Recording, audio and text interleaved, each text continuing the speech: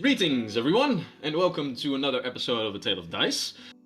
The episodes where we play Pathfinder 2nd Edition, and where you, as a viewer, can add an influence to the story and fuck shit up like you did last episode, which was glorious, when all of you summoned a fireball to blow up, like, a quarter of my entire session, including Tarush, all of his hit points.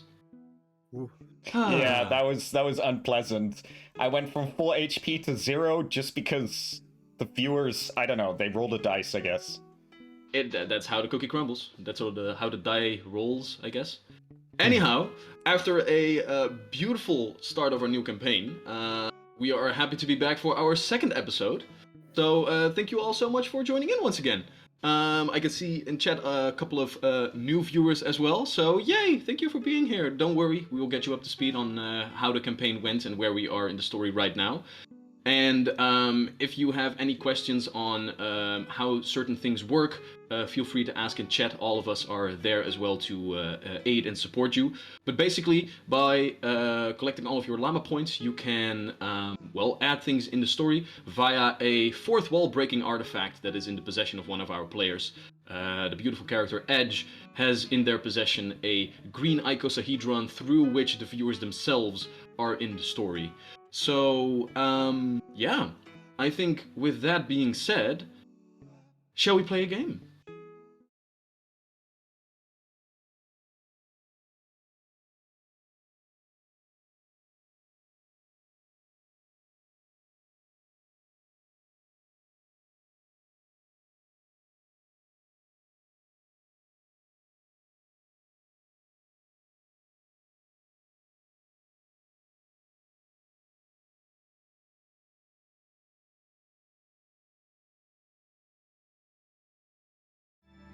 And we're back. So we are. So, last we left off. The intro didn't have music, the sound didn't go through. Damn it. Oh, boo. Oh, no. Boo. But that's Okay. the technical difficulties for tonight. Indeed. Check. Indeed. So I have to say that I forgot that we started with Charlie's new video. So I was just thinking to myself, why is this taking so long? What's going on? Why is nobody saying anything?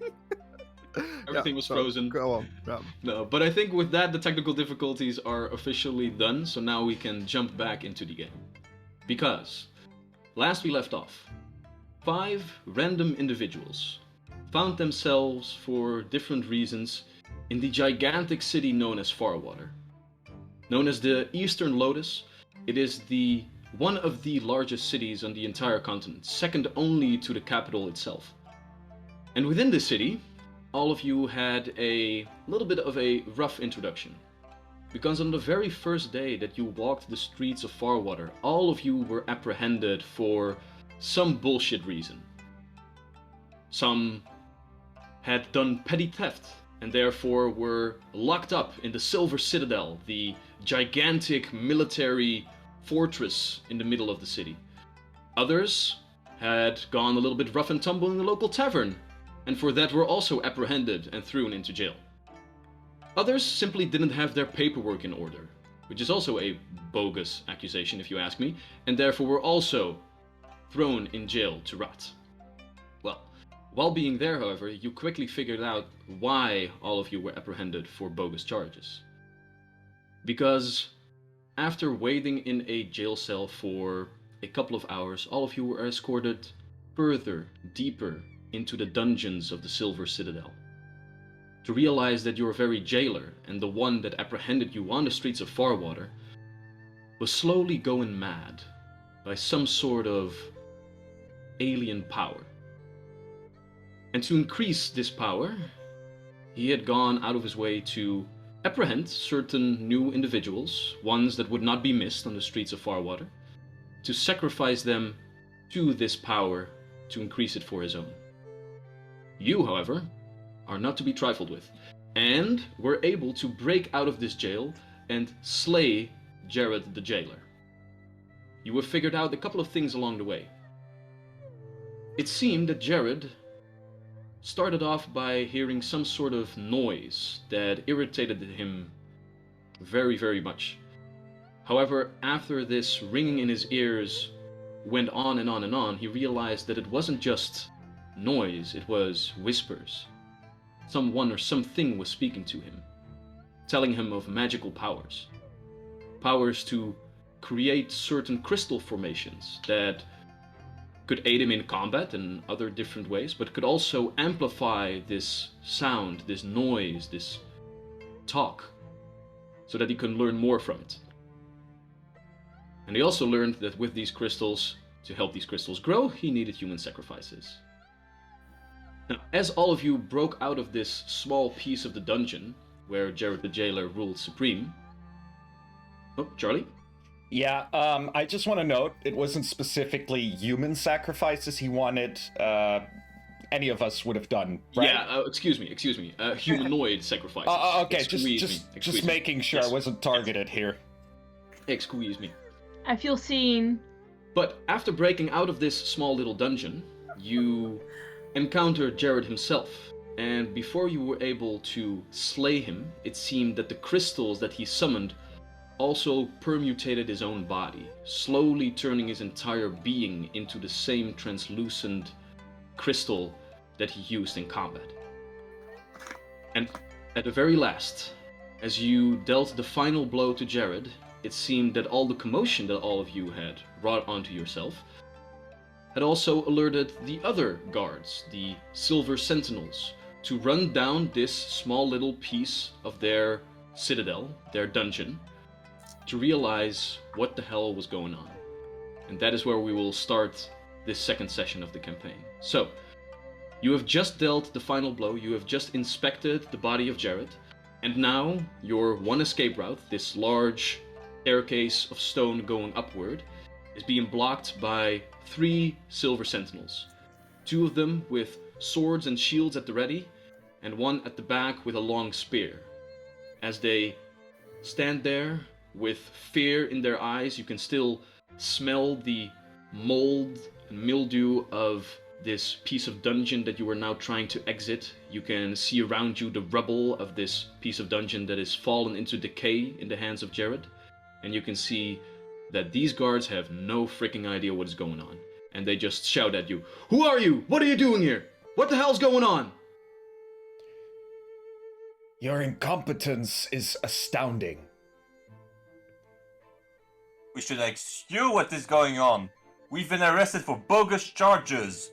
And then instead of being duly processed, we get to fight a mad magician. What is this outfit you're running? Your colleague tried to kill us. Alright. Which one of you will go for an intimidation check? Tarush or Crowan? And the other one will be able to aid in this check, as you guys step up front and just bark these accusations back at the guards. I will aid. Okay, fine. Alright. Let's go! Ah! That's ran away from me. 18 plus 5, I think, so 23. 23? No, I fell just short of 20. I have 19, so no bonus. You can see that the 2 guards up front with swords and shields drawn, like they flinch a little bit at the words that you slur in their way. And at which moment the one with the long spear pulls it back up, clinks it on the ground, and takes a look. For fuck's sake, is that Jared? Yes, it is. It was. Yeah. Wilhelm, manifest. And from one of the other guards, he sheathes his sword and rummages through his pockets a little bit to procure a piece of paper that seemingly seems a little bit familiar to all of you. Same piece of paper that got the roll call at the very start of the last session. And as the one with the spear. And now that you have a moment to look at him, he seems to be the one in charge. You can see the Silver Sentinels, the force of law here in this area, are all wearing these nicely polished metal chainmail armor sets. But you can see that the one in the back also has these very large polished pauldrons with different silver studs on them. And while you can see that the rest of their armor is a normal metal, it seems that these studs are sparkling so purely that those might actually be real silver, indicating that this guy is of a higher rank than the other 2. And as he gets the manifest, Wilhelm, tick, tick, tick. Can you tell me how it is so that a Don Silvus was arrested on not having his paperwork in order? I'm not sure. Can you please tell me why a silver dragon is in the Silver Citadel right now? And he's part of the Cerulean Circle as well, it seems. Fucking hell, what is going on? That is the treatment I was expecting. I assume a formal apology will take place, but for now, me and these brave people, we will take our freedom as the first part of that apology. So Yes. we are not going back to jail? No. Okay. Well, I'm not. They can try, but I'm not going back. No, I think seems that that- we earned our freedom. It seems that indeed you have set out your sentences. This is a clusterfuck. If you would please all follow me. Wilhelm, see to this mess. And all of you are led up the staircase. And at that moment, the guy, as he leads you through other pieces of the Silver Citadel, he talks to you over his shoulder. My apologies to what transpired to you. I have no idea what overcame Jared, but rest assured that all of you will be compensated for this misdeed that's been done to you. If you would just follow me to my offices, it is a place where we can perhaps come to some sort of arrangement. Yeah, that sounds fine. Great. Tell me, who are all of you? Are you known to each other? Well, No. Not Slightly before no. today. Do you have any idea what Jared wanted with you? What happened down there? Oh, yes. We have an idea. I believe... Jack? You have the book? I indeed have a sigil out of the book. I didn't take the whole book, or at least... Did we take the whole book? I look at Olem. No, No. I think we just took the sigil. What book you are talking about? It's sort of his diary of sorts. Yes. All right. A madman's ramblings still remain journal. in that cell over there. You may read it for further information on his motives, A madman, you say? to Tell say me. the least. Well, he seemed to turn mad. Talking about voices, hearing... Was it voices or humming? Both. Both. It started Humming with voices. the yeah. high-pitched humming, and then he started to hear voices. Yeah. And they were talking about something like this crystal. So it seemed that he had gone mad. There were crystals coming out of his face. Or very unsightful. Even from the back, you can almost hear the guard swallow heavily at what you are telling him right now. This way, please. And very quickly, he turns into some sort of meeting room, not his offices, but he seemingly has taken a shortcut to be able to talk to all of you as all of you walk into this room, and he closes the door behind you and he says, "Gunk! God damn it. It's within the ranks." Crowing is gonna sign at Tarush or maybe Jack as well. Stealthily, like, are we not gonna mention the artifact we found? Like, That's of no concern basically, he's to not gonna them. say it, but it's just gonna signal like, edge.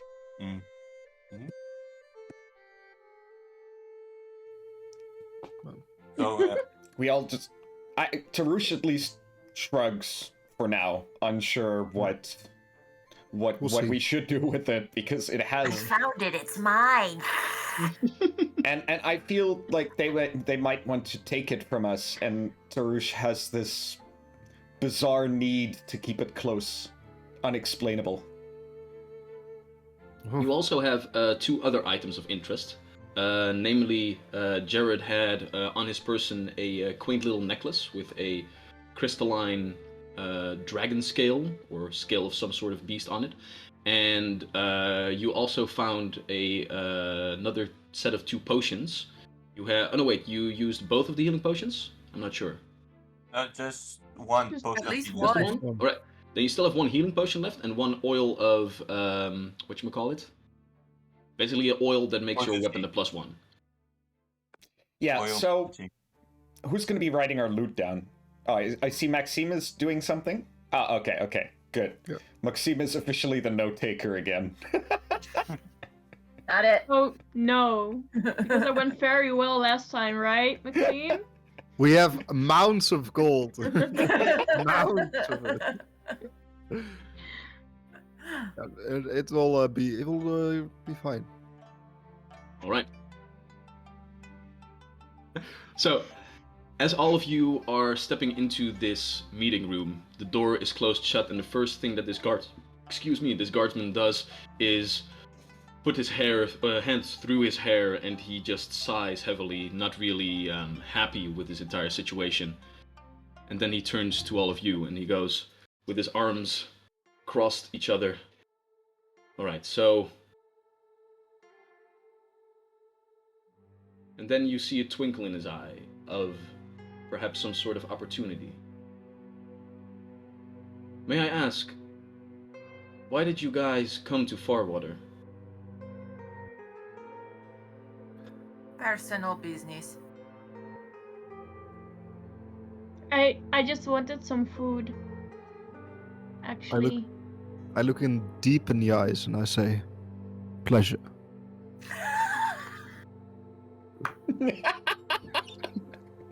I expect make this a from diplomacy check. Charlie, but not from you. Make a diplomacy check. I mean, we don't have a bard, but that doesn't mean that you can't seduce anybody. Well, that's gonna diplomacy. You said that's gonna be a 23. 23. 23. Yes. You make a will- good point, sir. It was close to a net 20. No, I think the guard here is going to be making a point. The guard captain does like eye you over for a moment, and then just like nods, and then goes on to the rest of you. What about you, Rowan? I was traveling to find opportunity for work. And what does our silver dragon have for business in Farwater? You already named it. Cerulean Circle. Alright. So perhaps if some lucrative opportunity would come your way, you would be open to work? Continue. Look, I will come clean with all of you guys. First off, my name is Bradley Quintessent.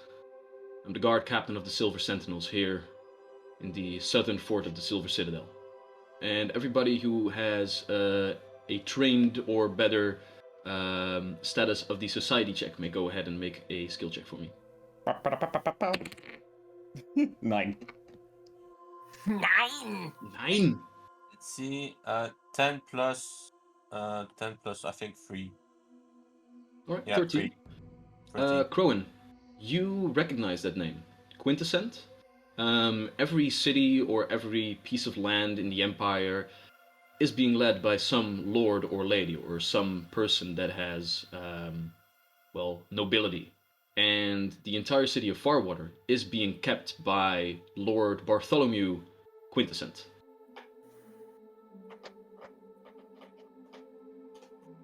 And as Yes, guard no. captain... Oh, yes? If someone in your standing is in trouble, surely we would be ready to help. It is not that I per se am in trouble. It is that our city is in trouble. Look, I will come clean with all of you. For some time now, there have been multiple cases of what we call the ringing. Certain people start by hearing noise, turning ill, some of them turning mad and aggressive. And then calcification sets in. They seem to indeed harden, but nothing in the way that I saw with Jared. Is that what you meant by saying gods that's in the ranks? Yes. Look, we have been trying to figure out what has been going on with the ringing for weeks, months now. But it just seems to elude us. The 11 don't know what's going on, and all the clergies here in town are just treating it as a normal disease, but I don't think it is all that normal. Of course, it is not a normal disease. This is some sort of magical affliction, but it doesn't seem to ravage randomly. My men have tried to find out where the hearts of these diseases come from, but on every twist and turn, it seems to outrun us. And now, a person in my very own ranks was not only plotting against us, but has been... Look. He gets out a pouch from his side and he just begins to count out a couple of coins. You guys have been wronged, and I do not have time to do this by the books. So, if you insist, we can get all the paperwork underway, you can stay here for days, and eventually you will be pardoned and given some sort of, well, funds. But you can also just take this, and he clinks on the table a set of very nice rectangular plates. These are platinum coins. And it seems that he has set out in front of you a stack of 10. Which is... Let me just do the math real quick. A substantial sum. Like two monthly salaries of a normal skilled worker. Each. I Is he think trying to bribe I us? think we have a deal. Bribe us? Look, I'm not done yet. You can take this and you can go your own way. But I wasn't the one that tried to sacrifice you. And if you are searching for work, and perhaps some sort of vengeance against what has done this to you, perhaps the Silver Sentinels can hire you on some sort of mercenary basis. My men are not stealthy enough. They clink and clank all over the place, and I am convinced that there is some intelligence behind everything that's going on, and that intelligence is smart enough to keep out of our way. But 5 randos that just happen to walk into Farwater? They don't know you, whatever they are. Ola bends over to Edge and she says, Is this a good deal? This is good, yes. The rectangular thingies will be able to buy you a lot of food. Oh, okay. I'm fine, I will help you. I think you have my help as well. I was going to the library today anyway. Might as well see what I can find about your crystal. Well, there are many libraries here in town, and... Clink! If you accept this job, this will help you get around. And he pushes forward, like, some sort of insignia with a, like a silver diamond on a plaque. I wonder. How many men have you lost to this thus far? That you're asking, well, as you so uneloquently put it, 5 randos to help you. Myself haven't lost a lot of men, happily, but the city itself... Look, people are starting to get scared. Madness spreading through the city streets. There are a couple of dozen that have fallen to this affliction. But even more so have fallen in the rampage of the madmen that this disease created. The day is the 15th of Platina. In 2 weeks, Raven Rest will start, the month associated with death. people are starting to say that this is some punishment of the gods. If What? Ravenrest arrives, look, I just don't want panic breaking out in my city. What has been your findings so far in your investigations to this problem? That's the thing. Close to nothing. My men have looked into the waterways, but couldn't find any traces. They have talked to, interrogated people. They have walked into the different houses of clergy and asked for their accounts, but it seems that every case just happens right outside of our reach, and we cannot protect the people against these madmen that this disease creates. I'm gonna be honest with you. I'm drawing blanks. Who would I talk to get the information that you did find? Like, who was the first to be infected? Is there a certain type of job or influence that this disease grasps? Can we say that you are accepting this deal then? I thought that was already clear. We're Yes. still here, aren't we? Yeah. Alright. Well then, let's see if this partnership can start off a bit small. If you can find out anything about this disease, where it comes from, or God forbid who is behind this, another stack of 10 of these will be lying in wait for you. With more substantial evidence, more leads, where I can put my men to work, well, let's just say my personal funds are at your disposal. Well, that is something I like to hear. There is, however, one small piece of paperwork that does need to be done, and that is if the Empire, basically me, contracts you as a set of mercenaries, you will need to have a name. A set of mercenaries. Us. We've got a rat, a cat, a monkey, and... well... yeah, we're more like a pack of animals than a party. Speak for yourself. Well, my Let's rat call it is a working very title. intelligent. Let's call it the working title. The pack it is. Now then, pack members. Sorry, I might have contracted all of you into doing this work, but... excuse me, Tiefling, what was your name? Edge Ilberis. Edge Iberis. Well, if you were to ask for certain data, we don't have a centralized library. Farwater is a vast landscape, and all of the 11 and many other gods have their, if not main, a large temple within the confines of the city. All of them keep their own libraries. Then there are the different places of arcane learning that also keep their own collections. I think I have to check that one out. Yes. Well, which one? The city has 3.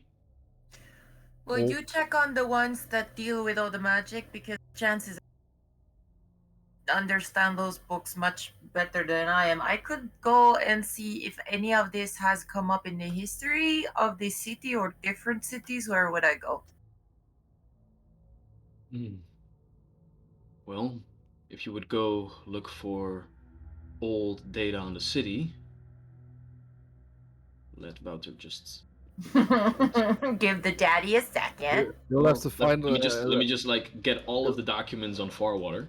You would have to find like a city historian, a sort of a grumpy old figure that can tell you about history. Well, in the southern part of town, there are the Halls of Passage, a mausoleum to the Raven Queen, but also places where records on the city's history. It is not just a place of lives that have gone by, but also history that have gone by. those would be a good place to start if you want to take a look at the history of, well, whatever this might be. And You as wouldn't they, happen to have a monastery of Avandra? not a monastery, but we do have the lake house. The lake house is a large inn where the followers of Avandra gather, I believe. Perfect.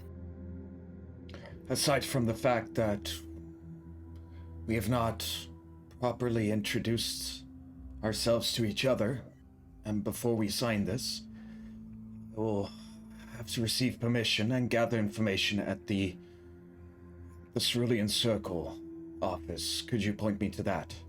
Of course, easily done. And he points you in the right direction in a northern part of the core town district.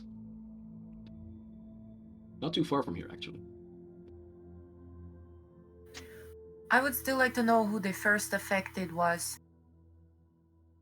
Well, we have the Hospices of St. Timian, a large, well, I don't think you can call it a temple. The followers of Bahamut don't really worship him. They are more people of action, so to speak. But the Hospices have always been there to give aid to those in need. I believe that they were at least the first one that found out about the disease and tried to cure it the best they could. But I don't believe that the person afflicted by it eventually survived. Before we go on our way, do you have a temple for Saloon, perhaps, in this city? Do you mean Sianin, Moonbow? Saloon. I am not sure, to be honest. Okay. I will find something. It's fine. Thank you. By the way, those of you who are trained in religion checks, go ahead.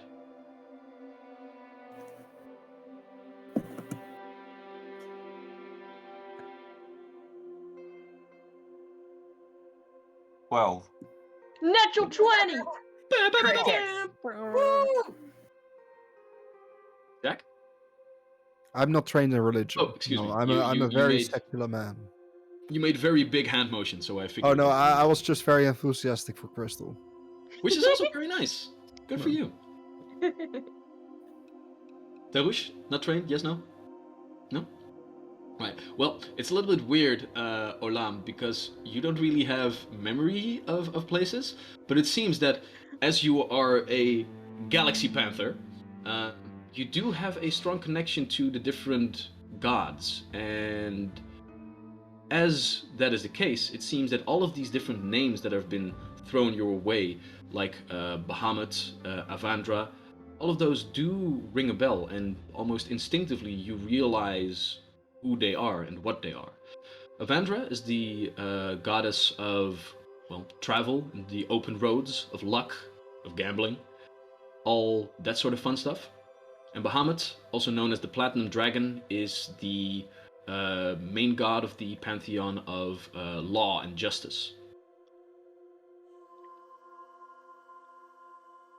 And Crowan, with a 12, you also know like the different names because these are all part of the 11 gods of the Empire. The Empire has 11 main gods, although any god that isn't evil can be and probably is worshipped, and that is all allowed. But the Empire does indeed have a main pantheon of 11 gods that they themselves worship.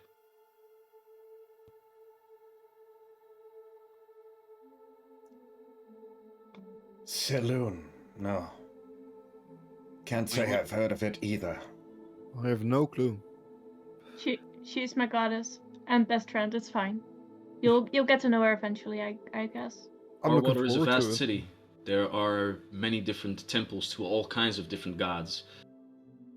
Good chance is that if Saloon has a following, that she would also have a temple here. But even with all my years here in town, I still don't know everything. And if there's nothing, I will set something up. It's fine. You will get to know her. Very well.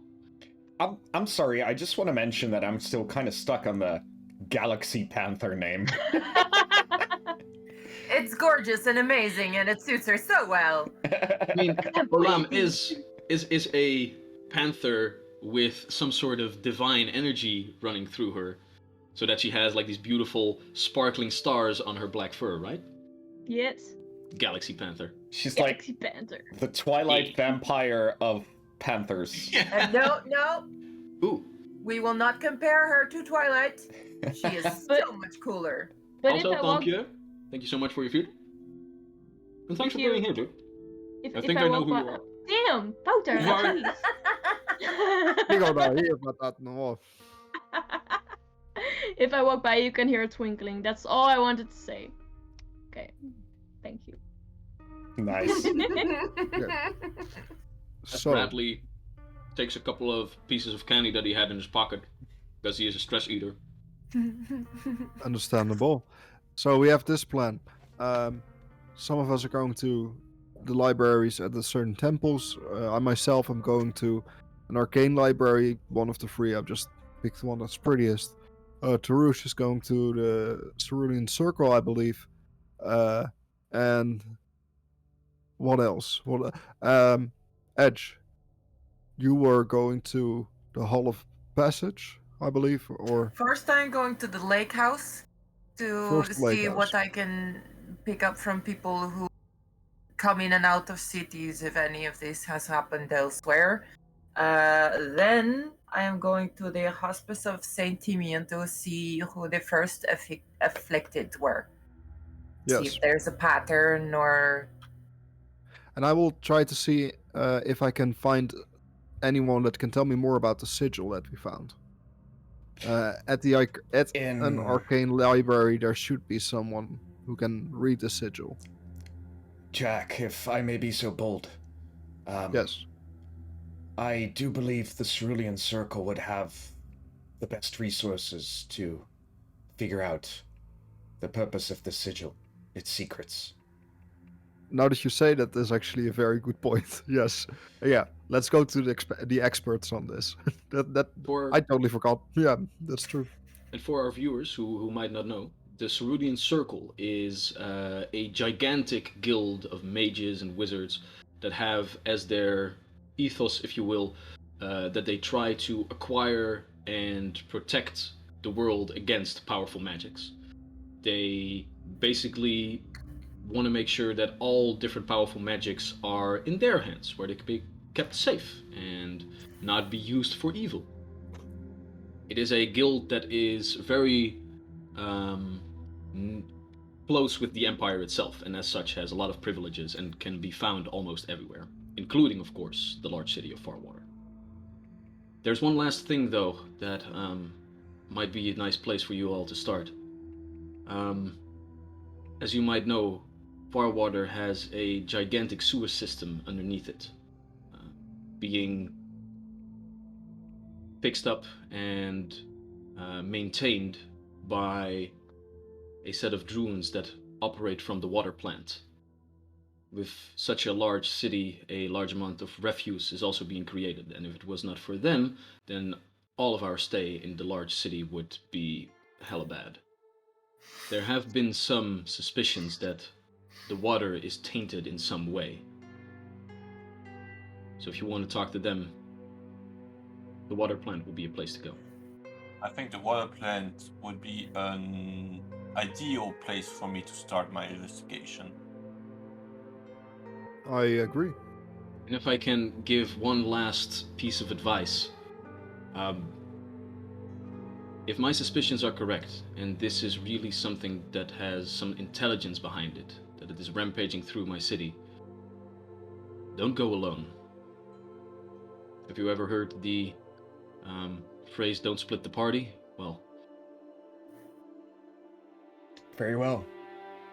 What party? There's a party? Where's the party? I've heard of no such phrase. and welcome, Raiders. Very well. Then, shall we sign this document then? All of us.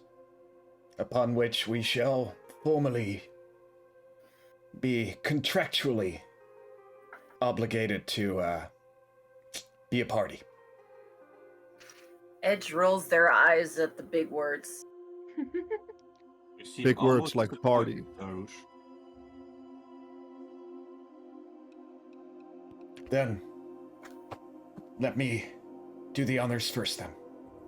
And Tarush grabs a pen, or a quill, I suppose, and dips it in ink, and starts with this bit of an overbearing handwriting. You know, he takes up. He writes over the line instead of on it, you know, because his handwriting is kind of too fancy for just the one line. And he writes down Tarush Don Silvas. And steps back, holding out the quill. I take the quill and I draw a little cat hat and I give it to someone else. I'll take it. Do you want me to write down your name for you? No, I think this is more appropriate. I don't know what we are supposed to do, but It's fine. Absolutely fine. And I write down my name, pass it on to the next. I will gladly take the quill, and I'll just very simply just write my name, Jacobus Rolnick. And then it's up to Crowan. Yeah, me too. Nothing fancy. Just a simple crone build. Well then. And Bradley also takes the quill and also has a very elaborate signature of his quintessent family. Oh, men in armor, I swear. It's something that my family needed me to do. Mm-hmm. He then gets his half-long silver blonde hair to the back, his sort of like 5 o'clock shadow, and writes his own name as well, and says, "Very well then. Then, by the power vested in me, you are now contracted to offer you your aid to Farwater, and with that, the Empire. Congratulations on your new job. Don't be too scared about any formalities. I will take care of the paperwork, and the Empire has certain, well, leniencies in play for adventurers such as yourself who would like to offer their aid on a more free-form basis instead of certain contractual obligations. Look, it's very simple.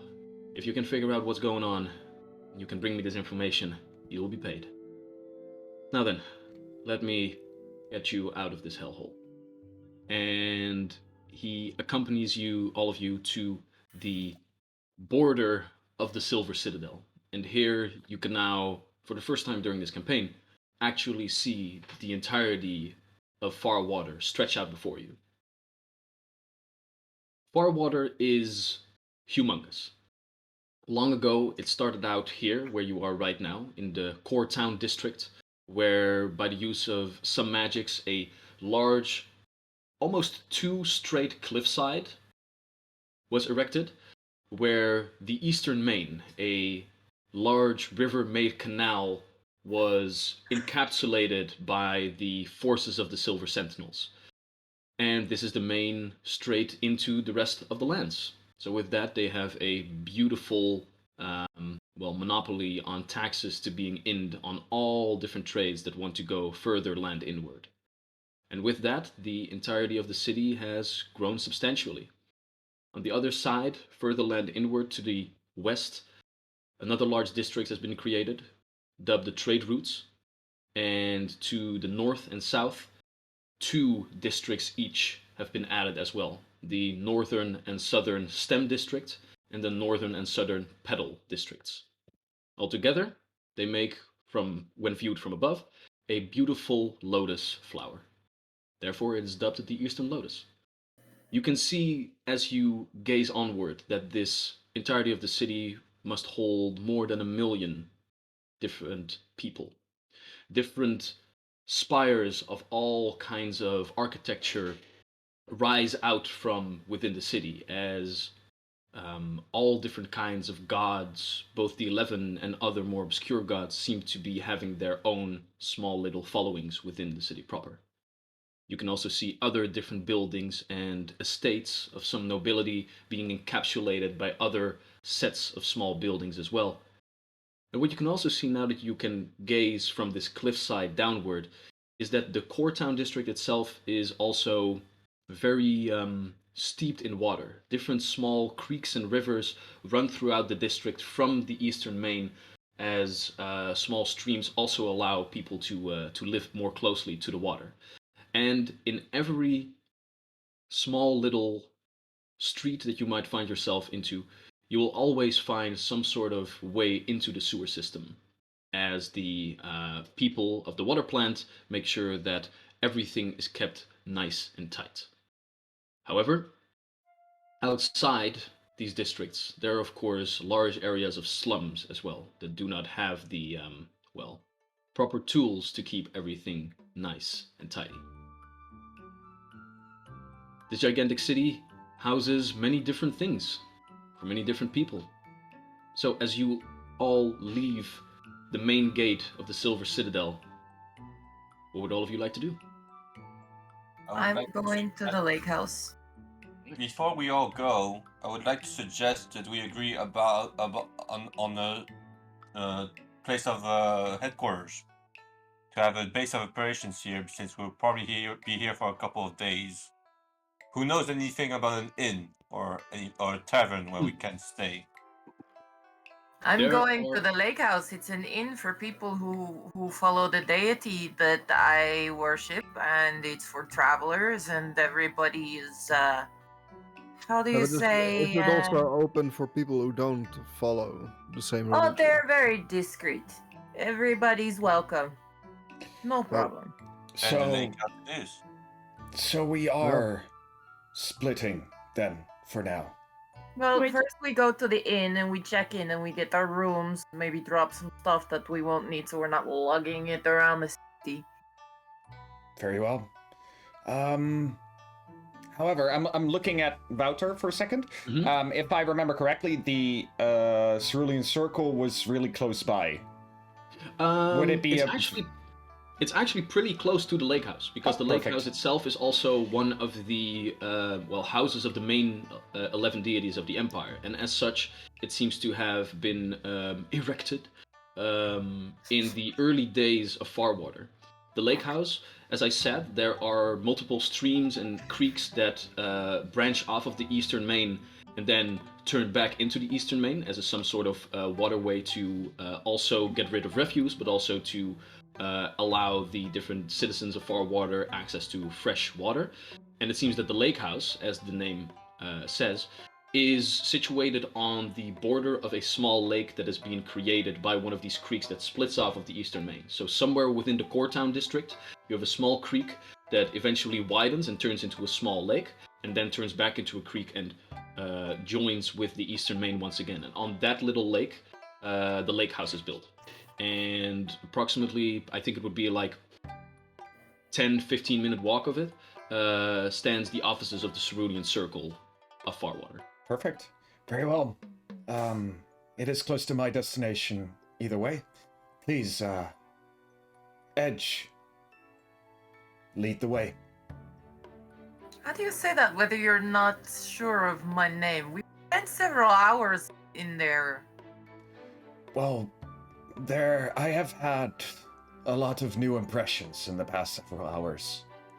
Ah, you're one of those. Okay. Okay. Also, I would like to note that we have received quite the fair bounty today.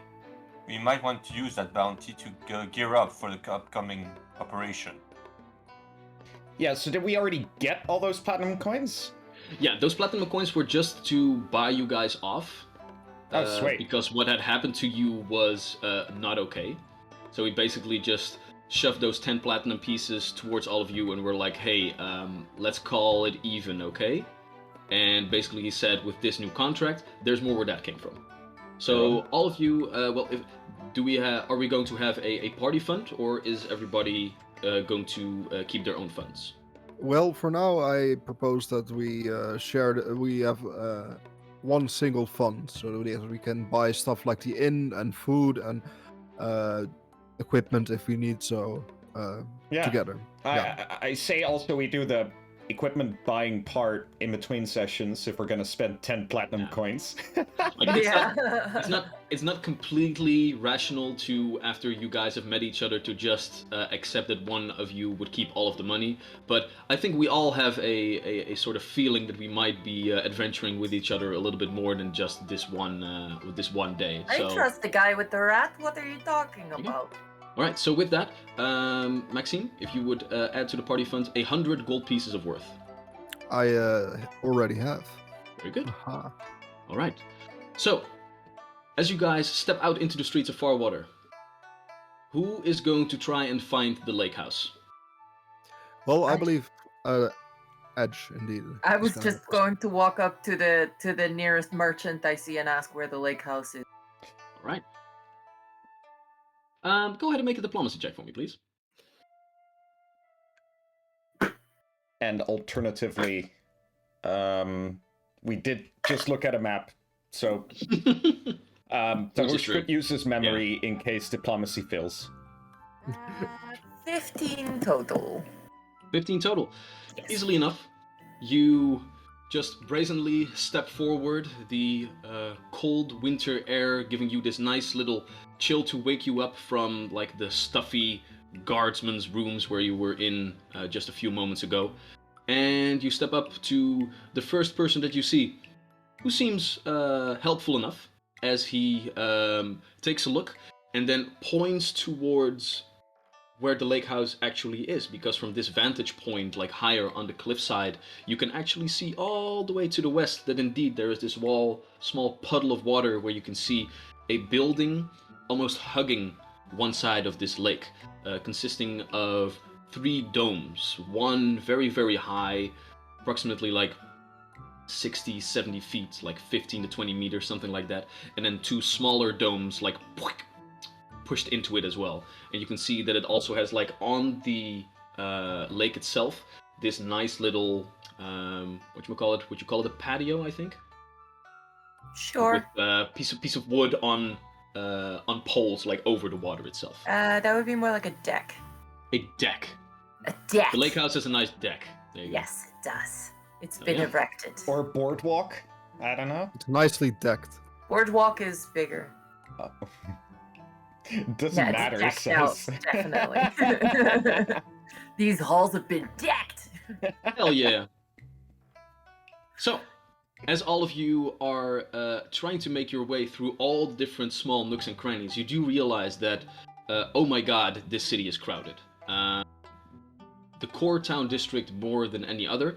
There aren't really any large straight streets. It seems that all the buildings themselves have been pushed together and added haphazardly. Although you do realize that most of the architecture here is the loading screen of Age of Empires, where you can have like these small streets with high buildings all just mashed up against each other, Right. with like different signs hanging outside, all that sort of good stuff. So, with that being said, all of you make your way through the city, and all of you go ahead and make me a perception check. I honestly thought you were having some kind of stroke when you were suddenly talking about Age of Empires. I also thought, like, oh, where's this gonna go? This What is- kind of check it was? A perception check, please. Perception. I got a natural 20 again. Ooh. I got a natural 2 for the 3rd time in a row. Okay, so both of you are cheating. Yes. That's Wait, no, I I said have a no. natural 4. My dice are definitely not cheating. All right. For a total of 6. 11. I'm just looking at all the pretty people. There's so many of them. Oh my god. A simple 14. Simple 14. All right.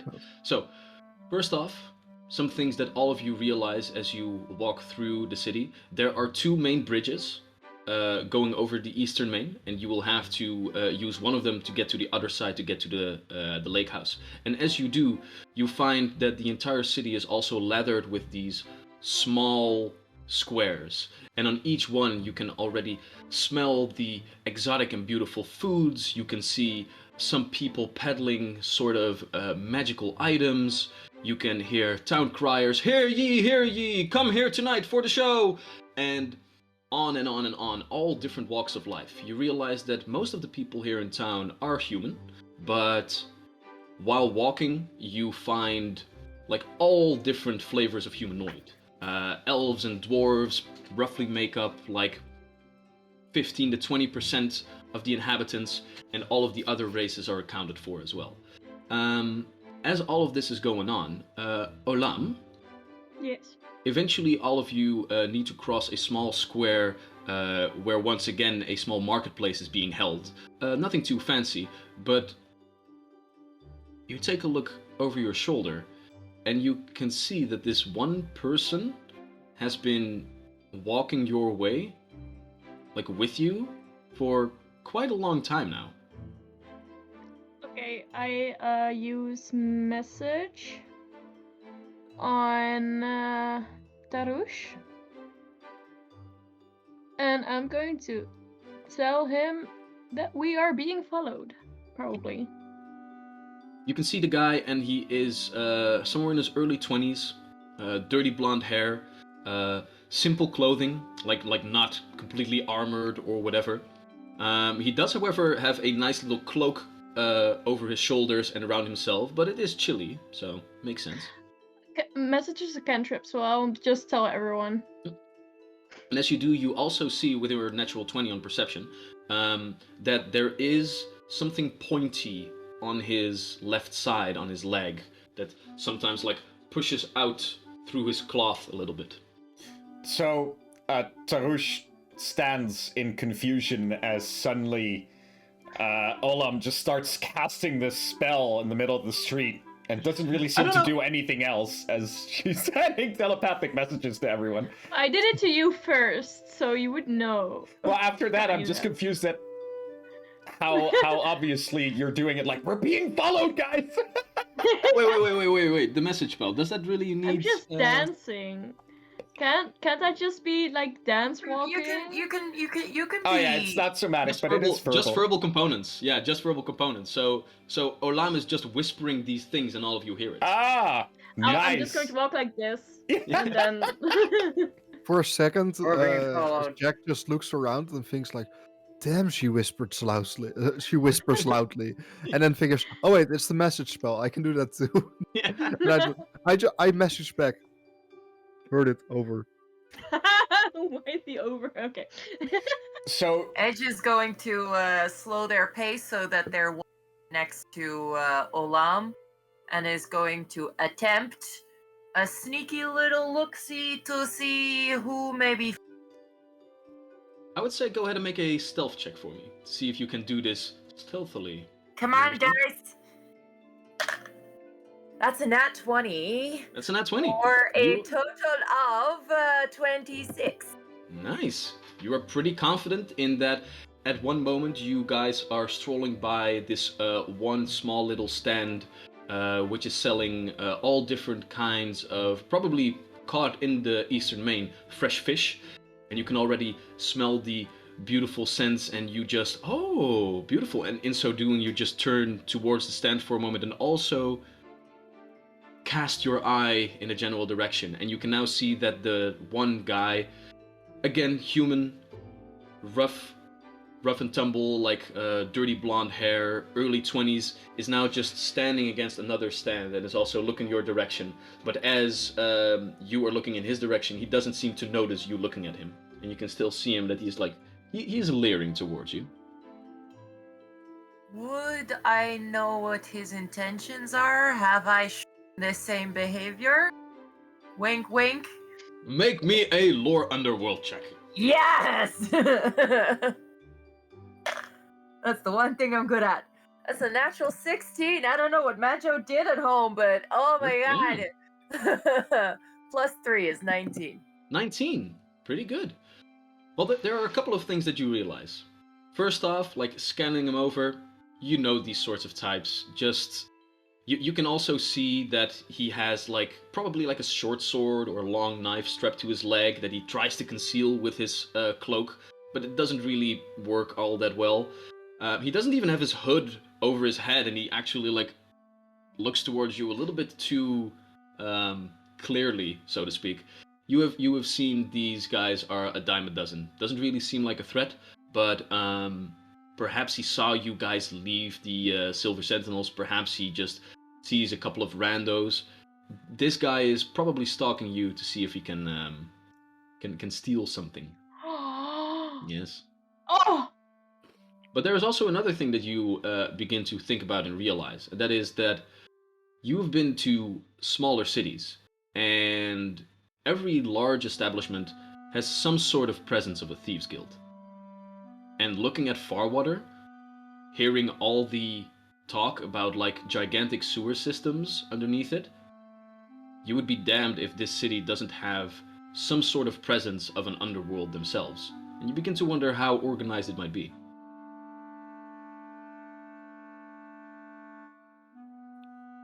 I try to think really loudly in the hopes that Olam is going to pick up on it. No big threat. Stay close.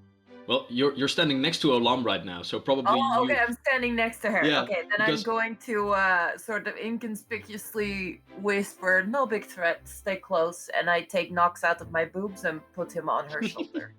and As your a sort of alarm. and your monkey familiar is procured from beneath your bosom and is placed on Olam's shoulder, and now your bosom has diminished quite a bit. But it also moves a little less. Like sometimes, normally, like your boobs would Yeah, it just just sway, feels but like- sometimes your left boob moves and then your right one doesn't. It's yeah, weird. they're just talking to each other. It's fine. Sure. It's a tiefling thing. I have to say, this is the longest I've talked about boobs during a role-playing game. Which is surprising, but still. So, well, let's talk out of the way. I propose, well, no, Tarush, yeah, he's aware, but I guess we're still going forward at this point? We're still going towards the lake. Yeah, you guys are keeping pace. Throwing is going to suggest to try and get out of the crowd and try to accost the guy in an alleyway or something. Because I Alright, don't want so- him to keep on following us. Alright, so Crone, you want to split off of the party and... No, see I'm if you gonna can, ask the party to join me in going to an alleyway and then very well. beating the shit out of him. Alright. Can we just get away from him? Or can I just conspicuously daze this guy? Because I yes, mean- I have the cantrip daze Wait, to Alright, my so- availability. do you mean inconspicuously? Yes, that's what I said, didn't I? That's the what one. he said. That's what I said. You're just old and deaf, Charlie. Yes. Okay, at this point, honestly, I don't know if I'm having a stroke or not. You're just getting old. So, taking a look at Days, that does have somatic and verbal components, so you will Yeah. have to do some things, but... I want to try to just do it with like a twinkle of my hand, just kind of just walk, and then I'm walking, and then just like a little. Well, like, to do that kind of stuff, you would need, like, actual meta magic. Yeah, there are feats for that you can do that. So I can't give it to you actually. for free right now, but you can still just try to do it and then like surprise the guy. We can like daze him and then just take off, just fly off. I say, Crowan has a good suggestion. Let us veer Yeah, off might from the be main better. street and ambush him just around the And corner. then we'll daze him. Very well. Let the dazing commence then, Jack. All right. Right now, you guys are still walking over a small square where a little quaint market is being held. Do you want to do it in front of all of these people? No, No, so we're gonna. no. An In alleyway. a side alley. All right, fair enough. fair enough. Jesus, learn your intimidation Excuse tactics, me. Nazi. Excuse me. We're not barbarians. You don't want people to notice. No, You indeed. don't That's want why I'm asking. Those are loose ends that you need to clean up. So, all of you exit the small marketplace on the other side of which you entered it, and doing so, you enter one of the larger streets but eventually you can also take a nice little left to turn into a small alleyway. And as you do, you realize that this alleyway is completely empty except for all of you. And as all of you walk a little bit further and just wait a couple of seconds, eventually you do indeed see a head of a small boy just peek around the corner, at which moment you cast your spell, Jack? Yeah, at that point. I think Wait, at which moment we all unleash hell. no, Alright. no, I have something better actually. Let me quickly have a. I think I will cast. Fireball. Come on. Say fireball. Moonbeam. I will cast Grim Tendrils. No. Actually, I want to cast Tanglefoot. Vines cover the spiky subfinger. I think I can immobilize someone with this. Alright, so So so vines shoot up out of the ground. So as this guy who has been tailing you turns the corner, he sees that the entire group is just standing there, all staring towards him, and he just goes, "Oh boy!"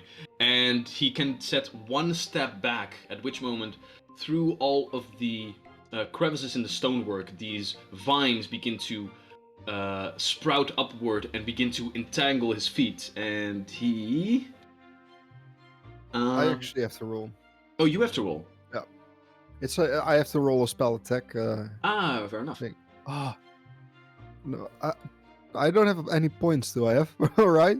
Yeah, you do have a hero point, I think. I think Okay, hero I'm gonna point. use the hero Hero point. Yeah, I'm gonna use my hero point because that's well. free. That's And That's then better. something else is gonna happen, by the way, for our viewers' pleasure. well, I rolled a 29. 29. That's a critical success. Wait, no, So, wait. That's my spell DC. At 19. 19. That's a normal success.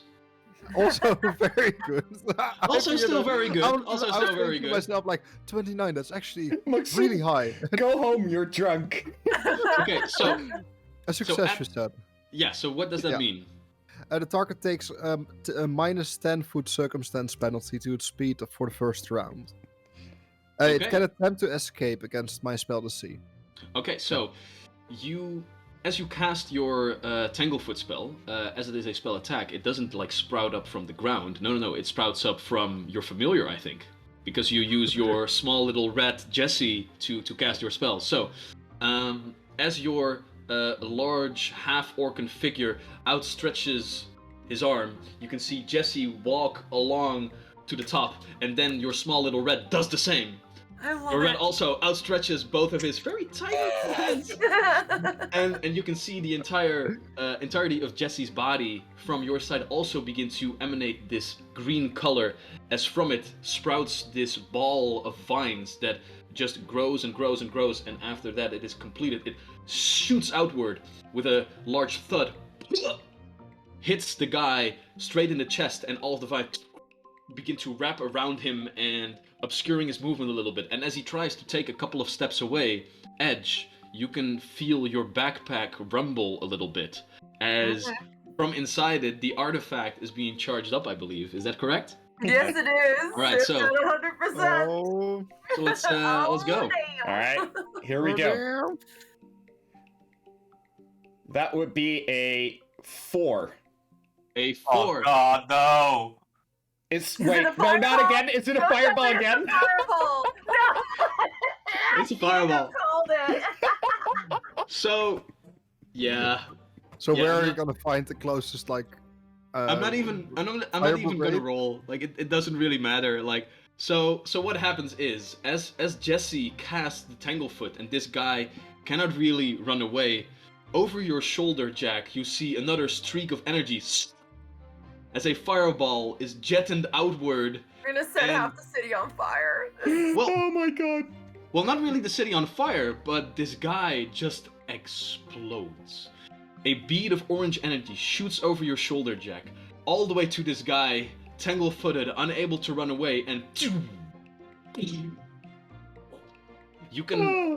you can hear the rumbling of the stonework surrounding you in the alleyway. There was a wooden barrel that is completely splintered and showers you with all these different bits of wood.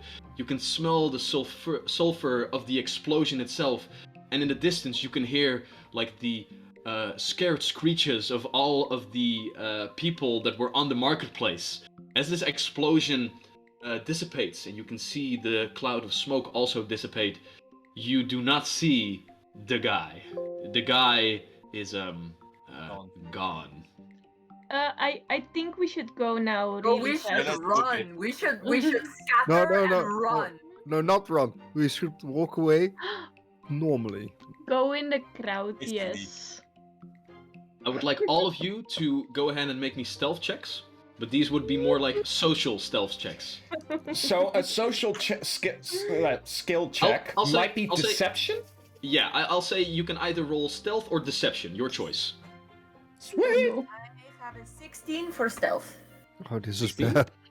This better be a 20 again. 16 not. for me. 16? What does Orlam have? 19, it's fine. 19? Oh, that's not too bad. Tarush? That's a 14 plus 6, so 20. 20, nice. A group is only as stealthy as its loudest member. No! I have a 9. No! Alright. The way that I do just group me checks, crying.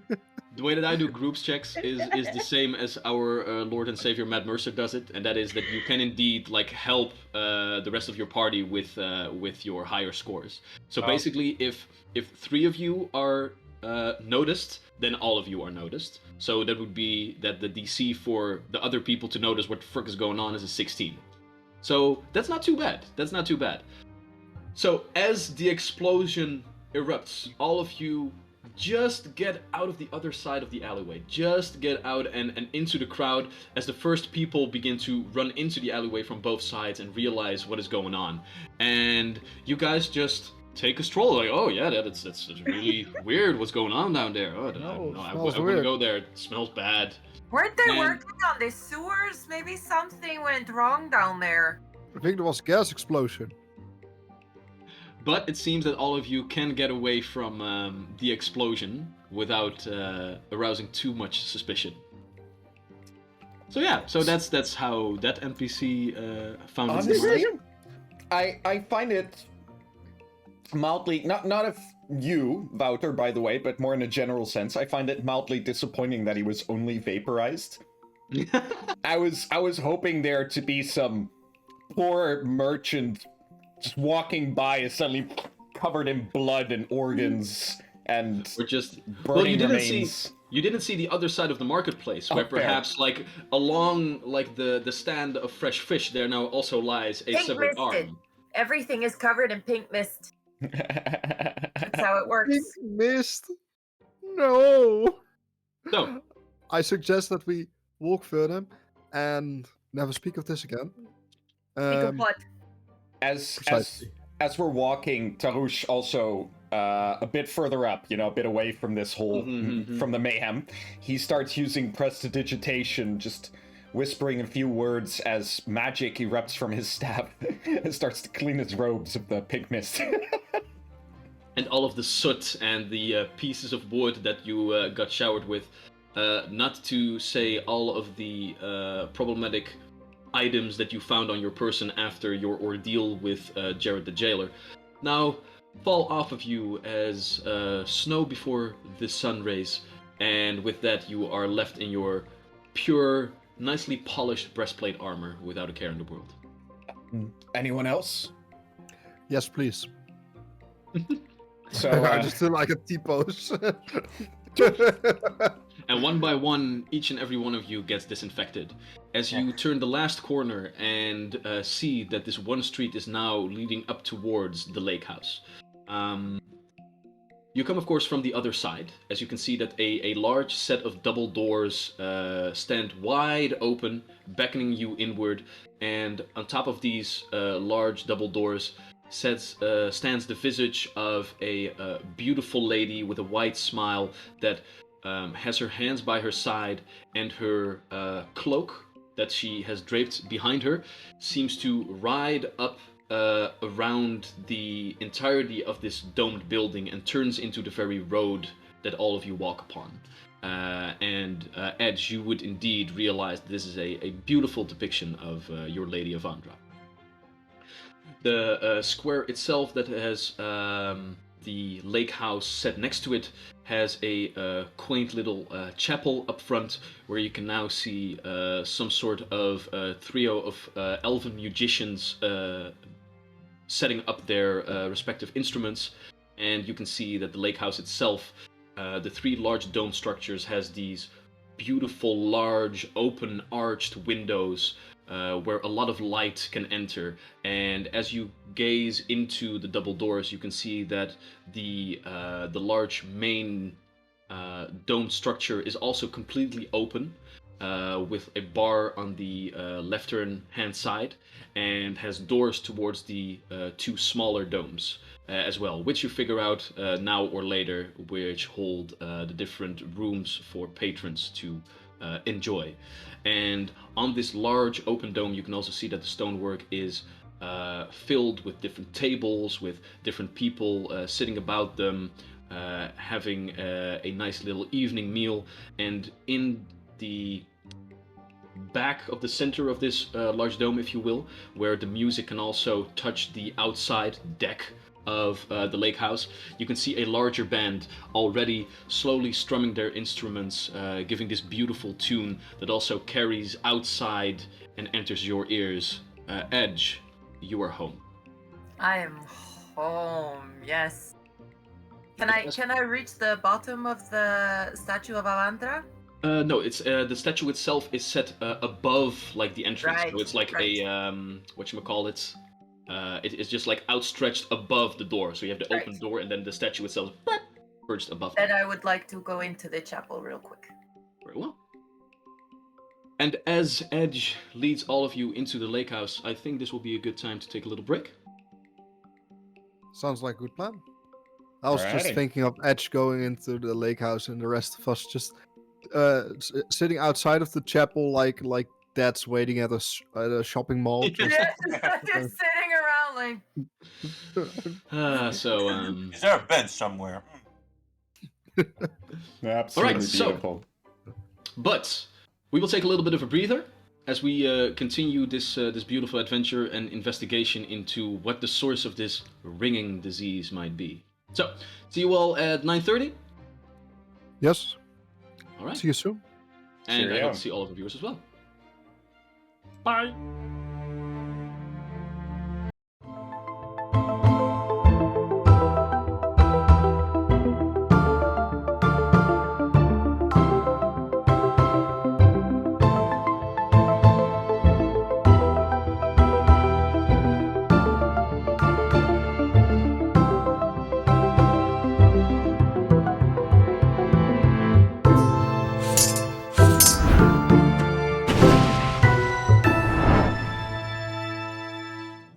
And we're back. Indeed, we Accompanied are. by the real Jesse. Look, this is the real Jesse. Desperately one of my- trying to escape. Yeah, so I'm just Beautiful. gonna put her back in a second. So that was Jack's red familiar, the one who is actually in control. Let's face it. Jack is actually Jesse's familiar, but he's not ready to hear that yet. So, and we saw the intro this time with sound. So there we go. Through the hard work of Charlie, we were able to see all of that goodness. And by the way, for those who might not know, each and every soundtrack that you hear during this stream has also been composed by our very own Charlie. Because we also want to upload these videos to YouTube. If you use other music, well, you can't. It gets like thrown off. So Charlie was like, "Fuck it, I'll make my own music with blackjack and hookers," and then he did, and it is very nice. And ooh, Ave, that's cheating. You can't. No, it's not. Yeah, I can tell you a lot of hookers were involved. That is true. I don't judge your creative process. Oh, But- sweet. The rest of our party is also back. So, let's jump back into the game. We have a To good recap. thing. To recap, our heroes, who now will be known as the adventuring party, the Pack, all found their way towards Farwater, a gigantic city on the eastern shore of the Empire. Here, they were apprehended for some sort of bogus charges by their jailer, who then turned out to be a madman trying to sacrifice them to gain more magical power. You see, the jailer, as multiple others in the city, were somehow infected by a magical disease called the ringing, who started by just some noise in the ear and eventually turned them mad with power. The disease that also seemed to, slowly but surely, turn these people into some sort of crystalline stone. Our heroes, being, almost sacrificed by a guardsman themselves, first of all got bought off. Like, oops, sorry we tried to kill you, here's a couple of platinum coins, a lot of money. However, then, the guard captain of the city, Bradley Quintessence, also extended his hand in partnership. He told the party members that he and his men were trying to figure out what the hell was going on with this disease, the ringing, for a long time now. But it seemed to just always be a little bit too far out of his reach. Bradley believes that this is not just any normal disease. He believes that this is something intelligent, that something or someone is behind all of this, and has asked all of you to investigate on his stead, because where his guards are very well known, and probably not as stealthy, you are randos, new people, unknown to whatever this force might be. So, with that, you accepted his offer, turned into the adventuring party of the pack, and set out into the city to, follow all different kinds of leads. But before you would actually follow any leads, you have been brought towards the lake house. A large 3-dome structure with an open area with a beautiful band playing, different wooden tables set up, people having a laugh, people starting their evening after a hard days of work, or perhaps not a hard days of work, where the goddess Avandra is being worshipped. The goddess that Edge seems to worship as well. So, as this might be a very good place to set up some sort of base of operations before all of you venture further into the city, you stand here on the precipice of the lake house. The large dome structure is stretched out before you, the other 2 smaller domes plucked against it, with doors to each one of them, and on the other opposite side of this large dome, a beautiful deck area which outlooks over the lake. What would all of you like to do? Well, first I'm going to pay my respects to Avandra, but you all can go in if you like and ask about the rooms. Very well. And we have had a request for a ghost image. So we have a lovely Ooh. painting on the wall that moves. Ooh, nice. Let's see here. Where do we have that? There's no wallpaper. Ooh, nice. So, as all of you step towards this place, you can see that from the artifact itself, a small bead of green light wisps towards the wall and creates this beautiful picture of a small sage plant waving in the wind. And as all of you look upon this, everyone who is trained in either society or nature can go ahead and make me a check, please. Oh. That's interesting. A 6. 14. 14? 23. 23? I got a 16. 16. All right. Jack, you Yes. actually realize what this sign is. You have heard stories of, also in the very village that you came from yourself, of the White Sage. Some sort of traveling do-gooder, a herbalist of some sorts. She travels from town to town to just help people, and in so doing, she also has a little bit of a following behind her. Like, you yourself know the White Sage as well, or well, not personally, but at least know of her.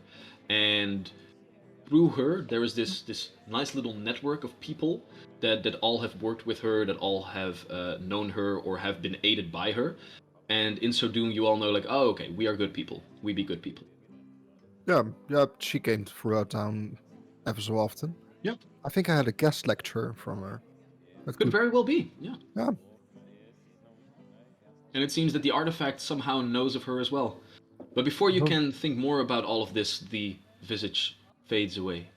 Edge, as you take a step inward into the large open space, you see that the actual shrine to Avandra itself is set up all the way outside on the deck. As this is a lake house, it seems that her main place of worship here is in the outside, where like the fresh winter air can actually invigorate you a little bit more and carry you over the open roads. I have taken Nox back on my shoulder. Too bad. And I walk towards the shrine. Very well. And I take a kneel. I kneel down and I pour a little bit of liquor from my hip flask into the little bowl for sacrifices, and I add a silver coin, and I give Nox 2 foods, and I say 1 in there. Go ahead and make a nature check for me. Oh, that's not good. Yes. That's not good. That's a Not- 4 minus 1. Oh wow. Yeah, that ain't enough. That ain't enough. I mean, how And- funny would it be if we keep continuing this streak of terrible nature checks from its owner, right? I was kind of hoping for it this time, I'm sorry. Yeah. So, Edge, to do this, you have to walk over the entirety of the open space underneath the dome, where different tables are set. And as you do so, as you weave through all of the different tables, the different scents of like roasted meats and fish, boiled vegetables, herbs, and you look up and you can see that on different like beams, different bundles of herbs are being left dried out. You can see at the bar different smells of beautiful ales and beers all whiff into your nose, and it is beautiful as you step all the way on the other side across the open space. You take a couple of steps up towards the deck, and there you can see that the statue of Avandra, her hair turns into a piece of the wooden deck, which then twirls and turns into a pier that moves all the way up towards the lake for another 20 to 30 feet. At the end of which you can see that a solitary man with a straw hat is just trying to fish and just enjoying his time there with a bucket next to him for whatever you might find this day. And here you indeed see the small ritualistic offering plates, and you put your own things there, and you offer Nox, your small little monkey, 2 pieces of food. The first thing he already put into his mouth, and as he begins to swallow a little bit, he makes like a gesture that he wants to eat it, but at that moment you can hear a soft voice coming from a little bit behind him, as a suave male voice says, "Oh, I wouldn't do that in the house of Avandra if I were you." And with a flick of the wrist, the small piece of food exits Nox's hand, floats over, and is deposited in the small little offering table as well. At which moment you look back up and you can see a humanoid figure with a deep jet black hair in a large braid that almost gets all the way across his back, but ends like a little bit above the ass. A beautiful short trimmed black beard with a mustache to add and a small little goatee. Muscular, but the main thing that you realize is that his entire skin is a dark blue. Are you lost, traveler? He asks you. No, I am home. Oh no, wait, I remember this. Let's backtrack. Yes. I am a protector of the lost, yes. Very well. And I Welcome hold to the out House of my Avandra. arm. I'm Zorel. I keep this place here. Are those friends of yours lost as well? They are not lost, but they are welcome. Indeed they are. What does a follower of Avandra search in this place? Well, I just came into the city for some private reasons and ran into a little bit of trouble with the law. Just a little bit, though. So, when they let us out, I asked, is there a temple or a monastery for Avandra? And they said, here. Very well. You are most welcome. Thank you, Make sure brother. to mention you're lost at the bar to get a nice little discount on your room here. I will most certainly do so. Well, as you said, your business is your own, so I will not bother you any longer. I give him Have a a good nod stay. and I go inside. And Zorel also seems to walk back behind the bar and begins to shout a couple of orders to the different bar lads and ladies as the crowd now begins to get turned up a little bit. As Adge is bringing their offering, what is the rest of the party doing? So, Tarush would probably lead the way inside as he's talking to Jack, Crone, and Olam.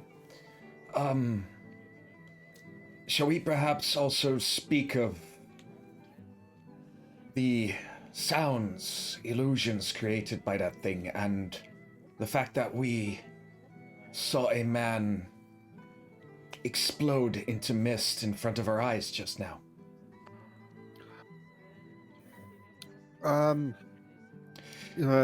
So Please, yes. sit. I'll get our first round and warm up the conversation for me. Yes? And Tarush walks off towards the innkeep. Easily done. Wait, Mr. Rouge. but... Oh, sorry. No. Oh. As the Rouge walks off, the three of you are left to your own devices. So, did he just say that we have to talk about the exploding man? I think it's more of an opportunity to talk about it, to discuss it. But so about that white sage, did I see that outside, or where did I see the white sage caravan? I believe you said. You, it seemed that the artifact simply sought for a canvas to put this sigil of the white sage on. So as you guys were just walking inside, the whiff of energy came from the artifact and just poofed on the inner wall of the large dome structure that you guys are in right now. Okay. I'm thinking someone from the White Sage might be able to help with something. Might have knowledge of certain stuff. You do indeed recall that people of the White Sage, as I said, like, you know, they be good people, and it's sort of a network of people that just try to help each other, and mostly through medical means. So if the White Sage would have a presence here within the city, then perhaps they could help as well.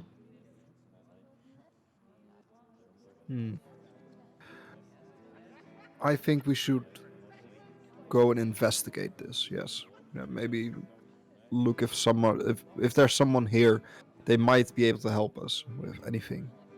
I think. But then again, we also have to go to the Cerulean Circle. We should definitely go there as well. This artifact is dangerous in the wrong hands, I believe. If we keep it and try to learn how to control it or subdue it, maybe it will be the safest approach, I would think. I also kind of have a feeling I want to have it to stay with us for some reason. I think the itch felt the same. I think it's smart to keep it with us. I think that there might be indeed a chance that it would fall into the wrong hands, but I think that chance is fairly small. At least I hope. I have good faith that none of us want to turn into crystals. Well, I guess it's not really a choice, right? I think that guy that attacked us earlier didn't want to turn into a crystal as well.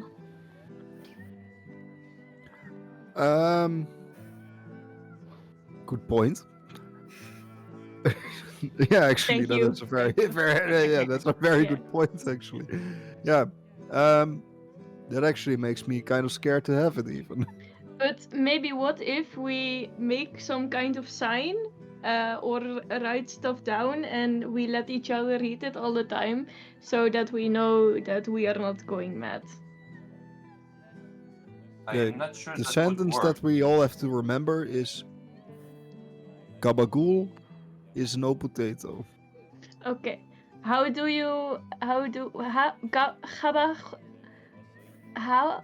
What? No potato. No Got it. potato. No Yes. potato. Yeah. No Tarush, potato. Tarush comes walking towards the table with the round of drinks, hear this sort of craziness, and just turns around. And walks away. Bruce, say it. Nope. Say no potato. I'm sorry. No potato. What? Okay, so He's he's safe. fine. Yeah.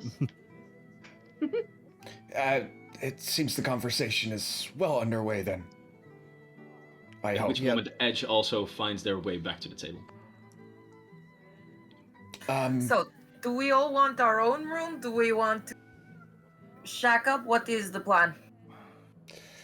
I- The innkeep seemed a bit busy, so I'll be returning, well, Oh no, Right now. it's all right. I got it. Could you give me a though? And I that's walk what I have them towards for. the desk.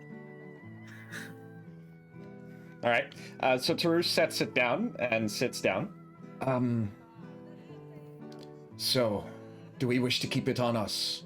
On Yes. the, tiefling? Oh yeah. Oh, you're talking about that thing. I think that we should like destroy it or something. I don't trust the damn thing. Well, What if this happens to us? Then we could just get incinerated. We are of one mind, Jack. Remember what happened the first time we found it? I was quite nearly incinerated. If it Yeah. wasn't for one of you's quick intervention, I would still be in that cell, a rotting corpse by now. Maybe we should give it another chance. Tarush frowns as he's seemingly having some kind of inner dialogue. I don't know why. I just feel like it could give us good things, and it kind of has, you know. It broke a door open. I know. I'm not behind it blowing up people, but We could have opened the door as well without almost killing Tarush. well, Tarush wasn't really doing a lot at that time. It's just Tarush's fault. It should have been more active. But it was Maybe. useless anyway. And I don't really know you yet, right? But Is this victim blaming? I think. well, you didn't die, so It is. It's victim blaming. Deal with it. Look, the laws of nature are thusly. You guys can think whatever you want as long as you come to the conclusion that you have to keep this artifact with you. Yeah. Yeah, Tarush it's nods. law. It's kind of binded to us, isn't it? You, Um, I'm just gonna there go is- with the logic. If we give it to someone else, it will be someone else's problem. We are heroes. We do not give a problem to someone Well, else. There wait, is we are some- heroes?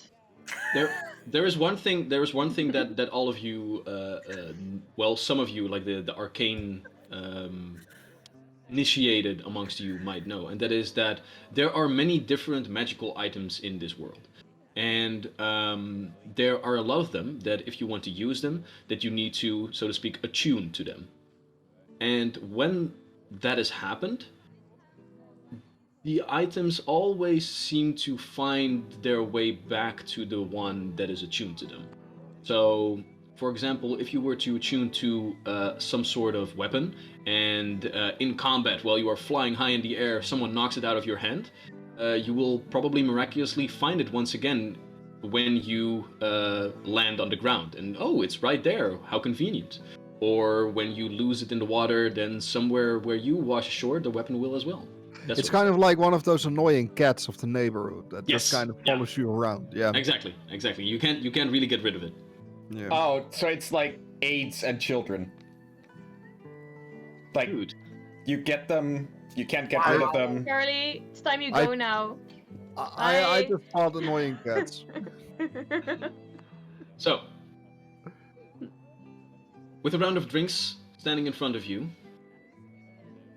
conversing about this artifact and coming to the conclusion that, you know what? No, it's not dangerous. We should keep it with us. It might be chaotic, but it also saved your life. Like, all of you got turned very large, and through that power, you were able to fight against Jared and get rid of him. That's what I said. Yeah. See? So we keep. However, I'm you also afraid begin to we think have back. to- You also begin to think back there is another item that you guys are still carrying with you, and that is the necklace that you found around your madman's neck. An item that you also haven't discussed or inspected in any way, shape, or form yet. Can we start out with an inspection of the item? I present it to the group. I think I carried it for some reason. And I just throw it on the table and say, so how about this? Tarush, maybe? Crowan, have you ever seen something like this? Olam, is this one of your best friends' necklaces? No, that's this, and I show my necklace. Oh yeah, that's the most that. What does it different. look like? It's a sort of a plate circle thing with 2 eyes in the middle and 7 stars around it.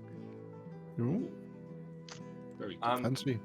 As Kron is gonna wonder if he ever seen this necklace before, if he knows it belongs to a separate kind of group or society, and yeah, I think I'm gonna roll society on it if it's possible. Sure. Go ahead. See if you can figure out some things about this item. Can I Also, we detect have- magic on it? Oh yeah. Yeah, you can indeed.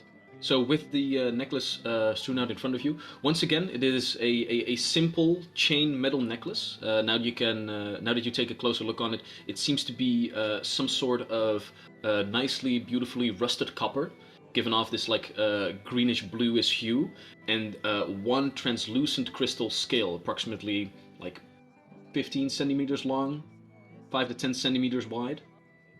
Society check, Crowan? 15. 15. Take a look at it, and nothing really seems to ring a bell. Like, there are many societies, like dragons are very powerful creatures. There are many different societies that worship them in some way, shape, or form. But to find something this crystalline? No, not really. Not recognize the necklace. Have Jet? You cast I cast identify. detect magic. Detect magic. Right. Yeah, detect magic to start off, and then Cool. if it's magical, then I would like to investigate further. So with your detect magic, you can sense the school of magic that different items belong to give you a little bit of a glimpse on in what they might do. You, for example, are a conjurer, so you use your magics mostly to change your position from one place to another, or to get creatures to this place, or summon them, if you will. And there are 7 other schools of magic, and as you cast detect magic, yes. Oh. All schools of magic seem to be emanating from this item, which is very, very strange.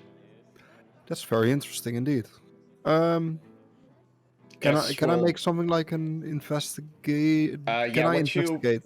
What you want to do is there's an identify magic skill action that you can use with the corresponding magical tradition. So in this case, that's going to be all of them.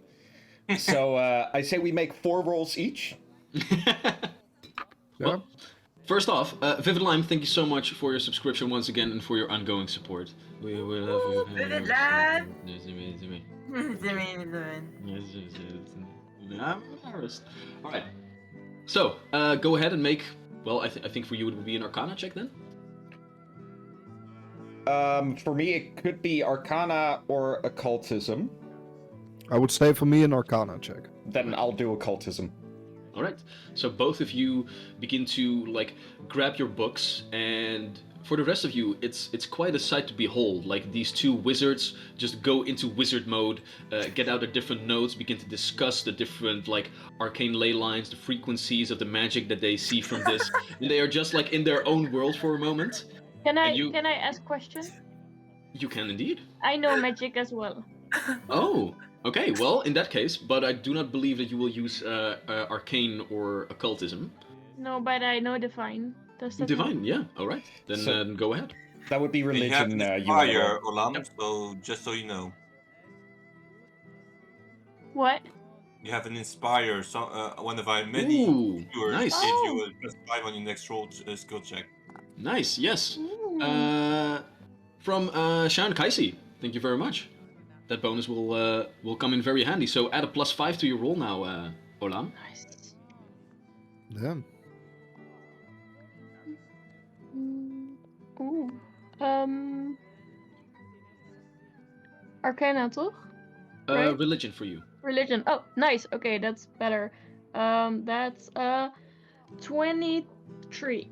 23, very good, Yeah. very good.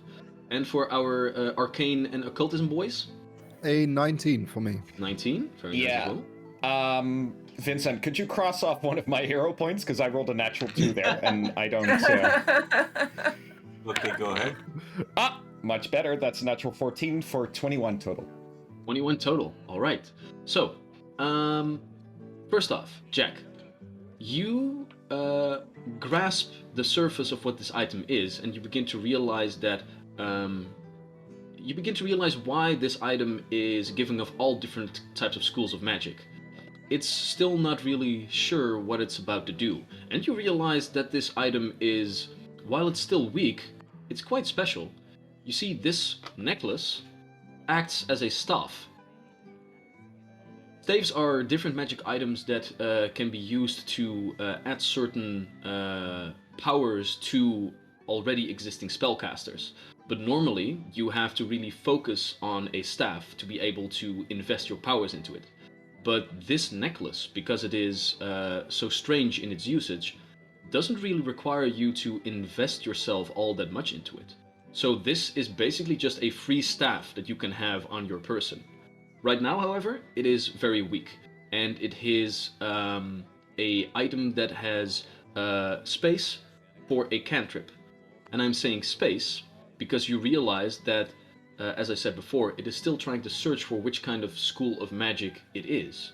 Once you attune to this item, you choose a cantrip that you could otherwise, with your spellcasting ability, also cast, and you learn that cantrip. And that cantrip is inscripted onto the necklace, and it can be cast indefinitely. And so who all realized this? Well, that is what Jack realizes. Okay. You and Olam realize this also, but the both of you realize something else as well. The magic in this item still lies very much dormant. It seems that whatever power is in this item is being, well, repressed, if you will. You don't know how, you don't know in which way, but this item can still grow, if you will, become more powerful. Which also ties into the whole piece of information about it being a staff. So you begin to think to yourself that if we can make this item grow, if we can make this item more powerful in some certain way, it will act as a staff that also casts leveled spells in some shape, way, or form. So Tarush slams his armored hand downwards, not very hard, but enough to make an impression onto the necklace. Break the item. And looks over at Jack and Olam. Before anyone wears this, I say we make sure it does not bear whatever crystalline power or curse that man had. I think that might be smart, yes. You are part of the Cerulean Circle. I believe that if anyone can check that out and, if necessary, remove such a curse, then you should know who. We'll try. It's our next destination, I suppose. And Tarush pockets the necklace. All right. Just a quick inquiry. Who has interest in this necklace? Yeah, so we can turn over to the battle map for a little bit, All right. where we have whoop. Right. So for this campaign, I will be creating these nice little item cards. I don't know if there are any nerds among us who have ever had like maps full of like Pokemon or other playing cards. These cards can also be put into those sorts of sleeves, so you can have your equipment on your person. I can print these out for you while we are still doing digital, but I can also just digitally send them towards you. And once we will be sitting at the table, I will be actually handing you item cards for everything that you find, because that's fun. It's nice to have like things in real. So the item is known as the Omni Scale. This chain necklace holds a single translucent crystal scale, which changes color depending on how the light strikes it. It seems to emanate magical entities of all schools of magics, if only slightly. So, for now, this item basically counts as a staff that you don't have to invest yourself into, because you can only be invested into one staff. So it's a free staff to have. In its current form, you can just write a cantrip on it. Once you attune to it, you choose a cantrip, and that cantrip will be added to your spell list. And in the future, when we are able to make this item grow, well, other spells will be added to the list that you can cast through it as well. But how, when, why, whomst, all of that remains to be seen. You can't glimpse those pieces of information with your inquiry right now. Before we can decide what to do with the Omni Scale, something random happens. Mm-hmm. Indeed, because while all of you are looking at this artifact, Edge is looking at another artifact. Oh, no, I'm not looking at it. Dimmer, away from prying guys. All right. All right, so Let's see what happens. oh boy. Please Oh, be no. positive. Please not a fireball. Not an event. Please. This You one. brought this on them, Edge. You brought this to your home. Oh, No! Edge's gonna go evil if that happens. No! What is it? What is it? It's a 4. It's another 4! The dice I is swear, I- waited. Can we please retcon this with a hero point? Anybody. I am not firing a fireball into Avandra's house. Please. Oh, this is not your fault. Well, not. Okay, I'm not. Okay. Okay, I'm looking in chat, and multiple people are saying no, veto, not another fireball. So this seems to be in line with the chat. If the chat wants us to blow everything up, we will. No, please, We have chat. to. No. We have to. No. Also, we might have to up the wild surge points because this is ridiculous. We can't keep fireballing this entire world. Fireball, just fireball, everyone fireball. Go watch Joe Cat's video on wizards. So I hold on, but I think what chat means here is to re-roll. Yeah, I think I mostly see rerolls. Yeah. I see Savage Combat Smurfs does like a Disco Inferno, but no, I think we are good with a reroll. All right. Let's give that another go. If this is another 4, then it's meant to be. But Edge is probably gonna start leaning evil.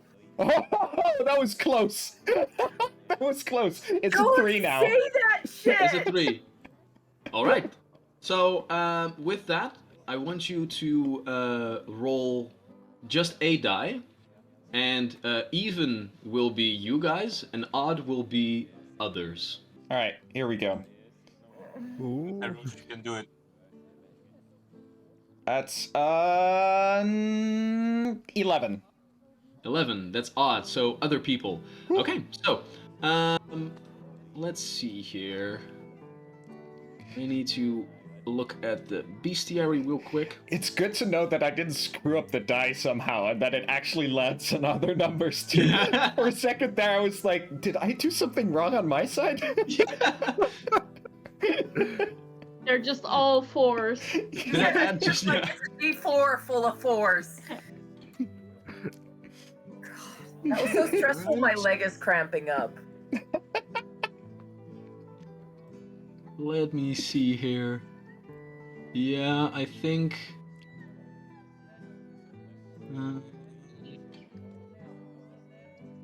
Let's see. I seriously need a smoke right now. That was not okay. It would have been amazing, like story-wise, that you have to work through the fault that you burned down your own something. Yeah. So, what we rolled on the wild magic table instead was a beautiful polymorph. So, as the artifact begins to charge up once more, a pulse of energy washes over a couple of the other tables of patrons, and where this wave of green energy like envelops them, all of them get poofed into cute little doggies. Oh my god! As a collection of all different kinds of dogs just apparate where the different patrons were sitting on previously. And I love the sight of us just sitting in a booth, just normal, and just everyone around us is all of the sudden dogs. It's very clear who is at fault here. All different kinds of begin to run around. The other patrons are standing up, not realizing what's going on. Chaos ensues. The different barmaids and people try to. Did it hit the drow I was talking to outside? He wasn't a drow. His color scheme was too blue. Like it was actually a deep blue, almost marine blue. Right. Okay. But No did pointed it ears either. hit that guy? No, I want to that see what guy. kind of dog he is. Yeah, that guy is standing behind the counter, and as he sees all of this going on, he can't help but like smirk a little bit, but also be confused. At which moment? At the desk. I was about to talk to the innkeeper. I assume that's the same desk. No. Yeah. There's just one bar. There's just one bar. Right. And that's also the place where you can ask for inquiries on. Well, it seems to be also the place where you can ask for inquiries on different places to sleep. So, Tarush and I assume the others are all just like frozen at their table with their drink slowly pouring into their mouth as they're just looking around in confusion at all. That's just laughing their ass off. This is amazing. Oh, the puppies. So, As the man who you were talking to, Edge, as you were trying to inquire on him with rooms, he just goes, "If you'll excuse me for a moment," and he jumps over the bar, and as he begins to twinkle his arms, he basically goes shooting dogs with anti-magic as he tries to dispel one by one the different polymorphs. As you can see, he finds a dog. A bead of magical energy as what the fuck, a patron apparates back into existence, and then he walks a couple of steps and from his other hand another dispel magic as We have a another perfect ghost person. sound for this situation. What? We have a perfect ghost sound for this situation. What do we have? We have a Let's see cat here. meow. I think All right. Methadine is trying to fuck up the dogs. Yeah. So Methadine, as from the artifact a small bead of green energy emanates, it wisps playfully atop the head of Zorel, the innkeeper, the man that keeps all of the tables, and the man who is also trying to save all the patrons of their polymorphed existences. And you can see throughout the entirety of this open square, if you will, underneath this giant dome, all of the dog heads turn towards him for a moment, and he just goes, "Oh boy." And all of the dogs just run towards him and begin to cover him up, but he kind of likes it. It's like doggy kisses. I mean, how can he be mad with all of this? Damn, I thought this was finally gonna be a combat sequence, but I was ready I mean- to blow up some puppies. I mean, I was thinking about turning all of them into hunting spiders, because there was the beast that you guys had last session as well, but I think doggies is nicer. oh man, that would actually be. Here, kete. That one's for Methadine. And as all of the dogs are just covering this innkeeper, you can see his blue head just peek up. "Did you do this?" Not on purpose, I swear, but this is beautiful. Well, by Avandra, it's a good see show at the very myself. least. Ugh. And he begins to put himself up once again and just continues to zap different dogs back into humanoid existence. Did So are they we still sure polymorph that we want to out of keep their it? clothes? I'm afraid that polymorph gets their clothes with them. Ah, damn. Yeah. So are we still sure that we want to keep this? No, I don't. I don't like this very much. Maybe we should give it away. The power contained within that artifact is massive. I say we keep it, especially now. This is harmless. What? But okay. It could easily break Harmless? 4 walls at once. Did you say harmless? I don't know if you noticed, but we kind of blew up a guy. It's not harmless. Oh, no, It's you are right. very harmful. It's full of harm. I speak entirely of this. Oh yeah, that's Around pretty us. harmless. Yeah. Yes. Look, the puppy. While What? the blue guy is still like, you know, getting the patrons together, I just shout over the blue guys, did you see that? That's amazing. I'm sorry, you You fell were away cutting out a bit. bit, but Yeah. Oh, sorry. I think it makes sense for the whole inn situation anyway. I just shouted them, guys, did you see that? That's hilarious. And I'm just like, I'm just holding on to the bar, just laughing, almost peeing myself. One of the barmen is now also pouring himself a drink and taking a sip as all this chaos is enveloping. Never a dull day, huh? And I wink at him. It's not even a Friday. Well, honey, you are not ready for Friday. Oh. I mean, that does make me think about the actual consequences of having so many superpowered people in a city and then them getting drunk on a Friday night. Oh yeah, no. Those are makes some sense. freaky Sure, the Fridays. shit's gonna. The roof will literally be on fire. Yeah, this might be a quasi, a constant Well, why did you- occurrence. Well, why did you think that the barman had dispel magic just ready to go? Like, Ready to go. Okay, let go. I find it funny that while we are playing in a world full of magic, dragons, all Newton's laws being broken on a, not even a daily, like on a secondly basis, you guys come here and, no, it's really, really weird how society can still stand with all of this. Like, you can conjure fireballs out of nothingness. Yeah, and it is very weird that it can still stand with that. I'm a farmer's boy. I come from like our Midwest, and I can cast fire from my hands. I can conjure up rats. Yeah. You're welcome to the big city, boy. So, So- as slowly all dogs are turned back into patrons, all of you gather around your table once again with a new round of drinks. Edge, What else is there in store for the pack? Have you gotten us that room yet? Those rooms? No, he's busy with the puppies. We'll say for the sake of this, we expedited a little bit, and eventually the last puppy is sniped by his dispel magic, and now his dark braid is come loose a little bit. His beautifully groomed beard is undone, and he just walks up towards you and pulls up a chair, sits it down, and just Well, you do liven up the place a little bit now, don't you? I'm sorry. Oh, I didn't do it on purpose. I No swear. reason to apologize. It was a dull day as well.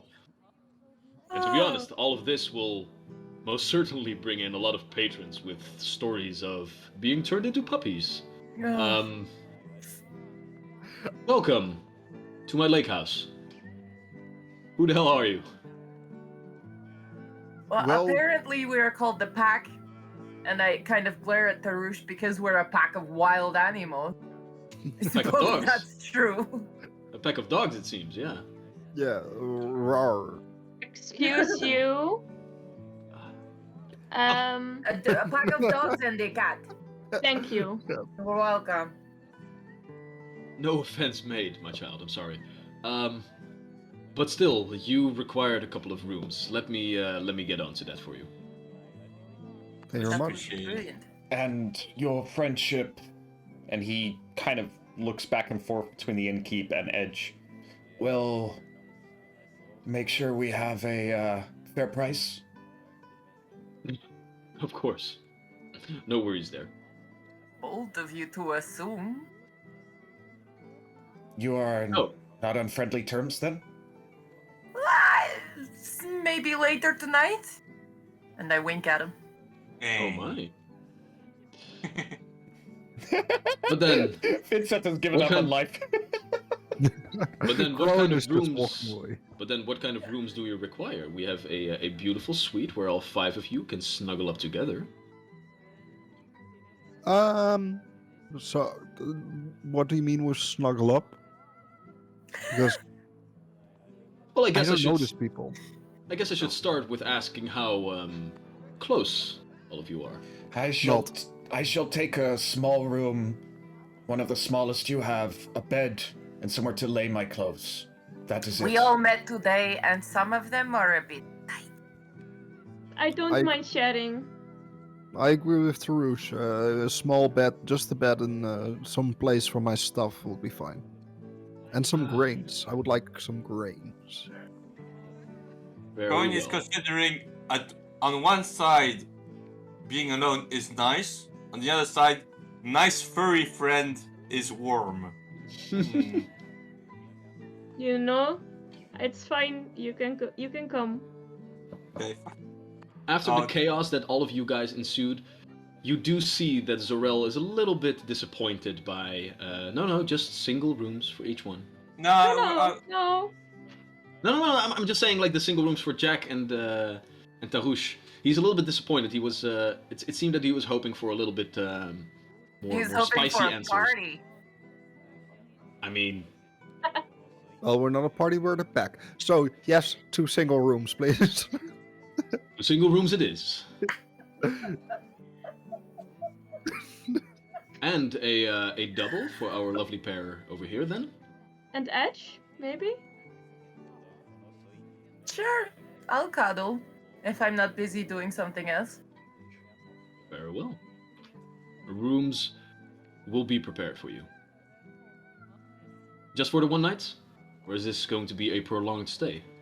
Well, Maybe. you'd say, have you heard anything about people turning into crystals? Oof. Yeah, the stories of the ringing are not unknown to me. Okay. So what have you heard? What do you think? Well, is that what brought you to the city? Well, brothers is a different term, but we are busy with the matters of the ringing at the moment. Jack, perhaps we should make sure we can count on this man's discretion. He is Well- a brother. You can trust him. A brother of... A He's not brother my of brother. my temple. Very well. As I said before we came here, you can count on our discretion. All sorts of life walk through here. And I can assure you, my friend, all of my patrons all count on my discretion. This is a place to let loose, be at peace. Turn If I into was not puppies. discreet with the information that has been whispered into my ear, the lake house would have crumbled a long time ago. I still wanna. Tarush is Yeah. still. Very well. Can I Go make ahead. a perception check? Yeah, go ahead and make a perception check, indeed. That's not that bad. That's a 14 plus 4, 18. 18. You take a look at this guy, and he's very charismatic. You can't really get a read on him. Like, also the way that he easily casted multiple spells. This seems to be a pretty powerful individual. And it makes sense, right? To own an establishment of one of the main 11 gods of the Empire in one of the largest cities. You gotta have to have some, well, power at your disposal to be able to run this. And while he goes about very easily, you begin to realize that there might be a lot behind this person. If that be good or bad, who knows? Very well. Apologies. I simply Take wish it. to make sure. If Edge vouches... Jack, please. Yeah. Well, as I was saying, it's getting late. I'm looking forward to that single room. As I was saying, We are investigating the ringing. We had some we had some interaction with said ringing and consequences of said ringing, and we have been tasked to investigate and hopefully stop it.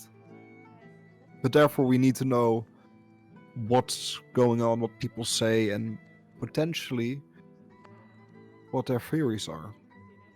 Well, while I said my discretion is needed in this kind of profession, there are still some snippets of information that I am willing to share with a brother. A lot of people come in my establishment, mostly travelers from outside, but I do have some solid patrons within the city limits as well. And I'm afraid that one of them is now lost to us. Her name was Nissa. Nissa came here, played on that very stage, but eventually it seemed that her headache brought her to dark places, where even her own music thrummed within her head.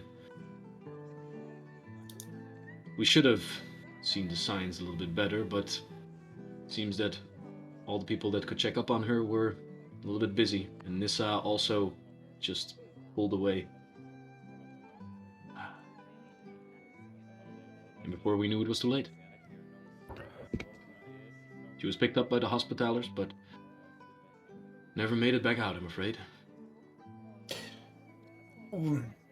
Do you know if she had anyone in her vicinity who had powerful magic at their disposal that could cause this? Well, next to me, no, I'm sorry. Nissa was a lonester as well, as many people that find their place into the lake house. She made as much of a living as you can by playing her music. Living here on the streets, while that is strewn with opportunity, is not cheap. I helped her whenever I could, of course, but, well, Nissa had a lot of acquaintances, a lot of friendly faces, but not a lot of people that were actually very close to her, I'm afraid. Do you know if she was working on something or investigating something when this all happened? I am not sure, to be honest. But, well, I do know that her current quarters are still vacant.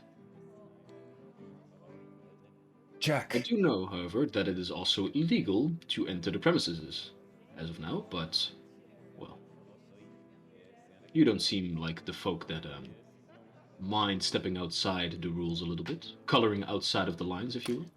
So, just in case that we don't walk into her house all of a sudden, what address should we avoid? He gives the address on a small piece of paper as he scribbles it down. Turns it towards you. All the doors will be locked, will be easily visible. Silver Sentinels will probably have plaqued something on it to make sure that people stay away. But then again, realize that the Silver Sentinels will also have, well, scanned the house themselves. Jack, Yes. the sigil. Perhaps he recognizes it. Yeah. We gathered a sigil out of a book of someone who also was afflicted by the situation. What do you think of this? And Jack pulls out a spell book and he opens it up to the sigil. And you see Jessie is standing on my shoulder, and she kind of shrugs when she sees the sigil. She just thinks, "Oh no, bad juju." No, and then she just scribbles off. He takes a long, good look at it, and then just peers over all of you, just scanning all 5 of you. For the sake of this, as he tries to, like, get a little bit of a beat on who all of you are, I would like all of you to just make straight up charisma checks. You just roll a d20, add your charisma bonus. Edge, you will get a little bit of a bonus from me because you I'm are. gonna use a hero point because that was a natural. Ooh. I got a But it 14. will no longer be.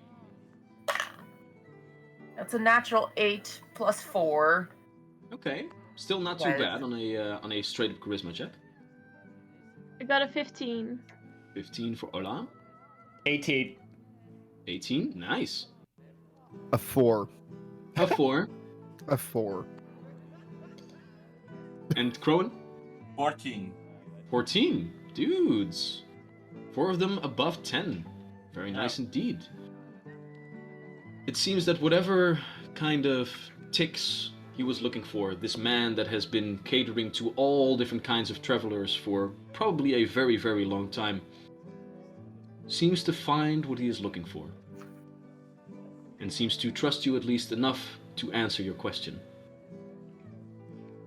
I have found many different occult writings in my day. But, not a lot of eldritch writing, as you have strained out before me.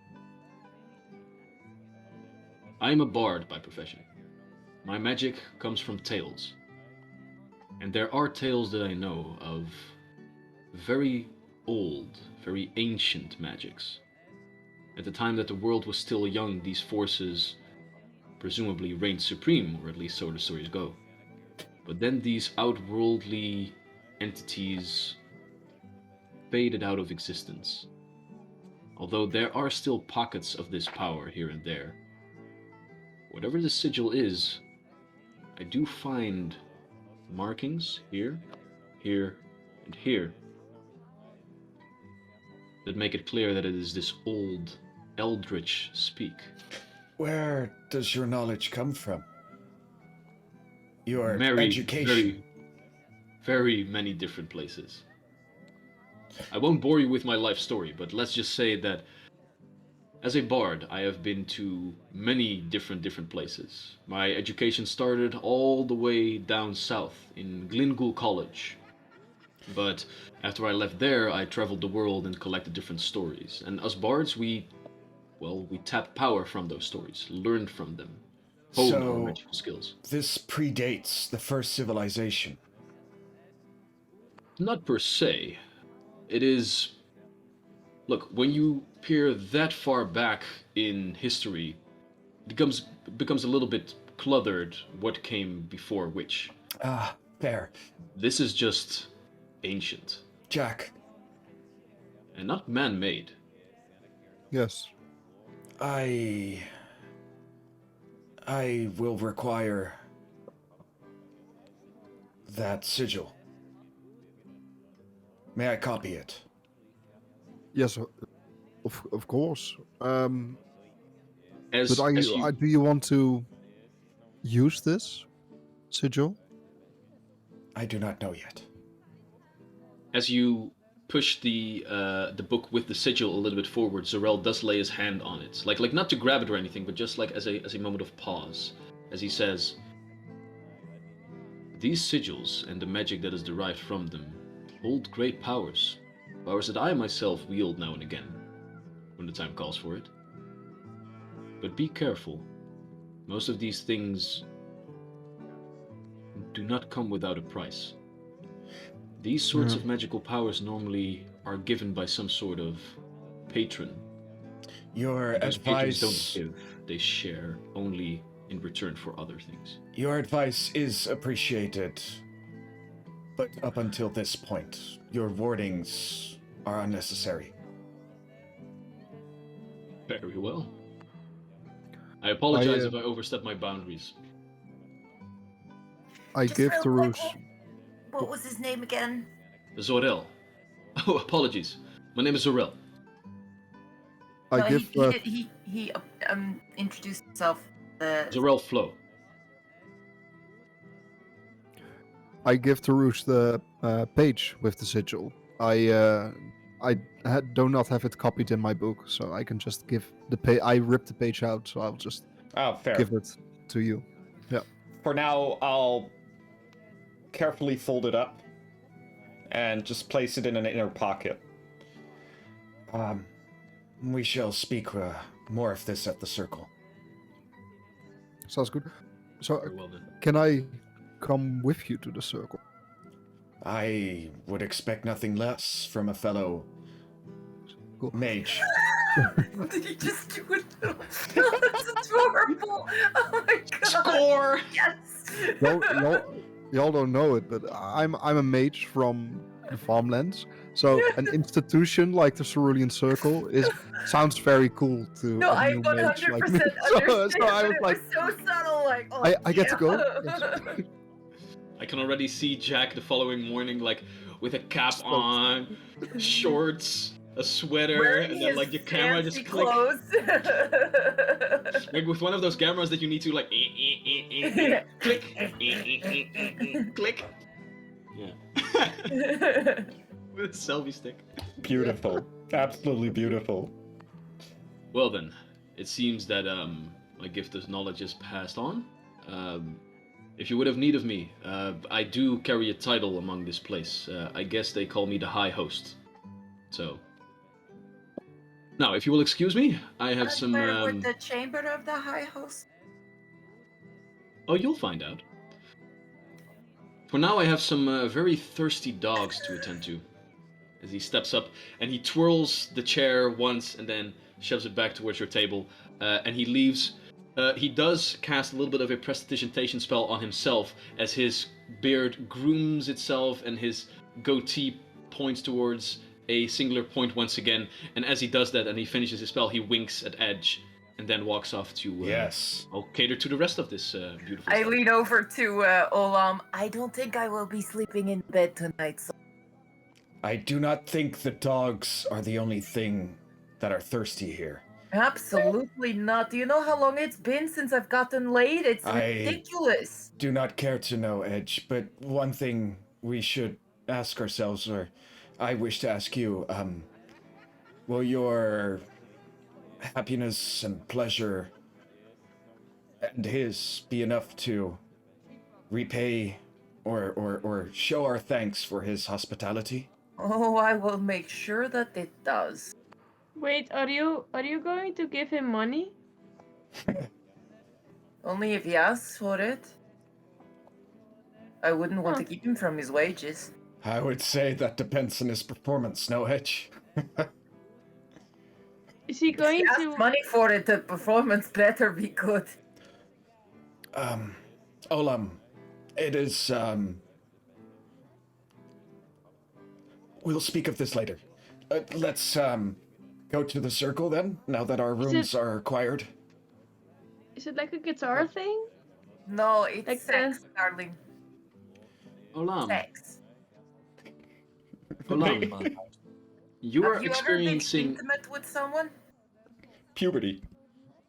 Well, no, perhaps, but Olam is also experiencing alcohol for the very first time.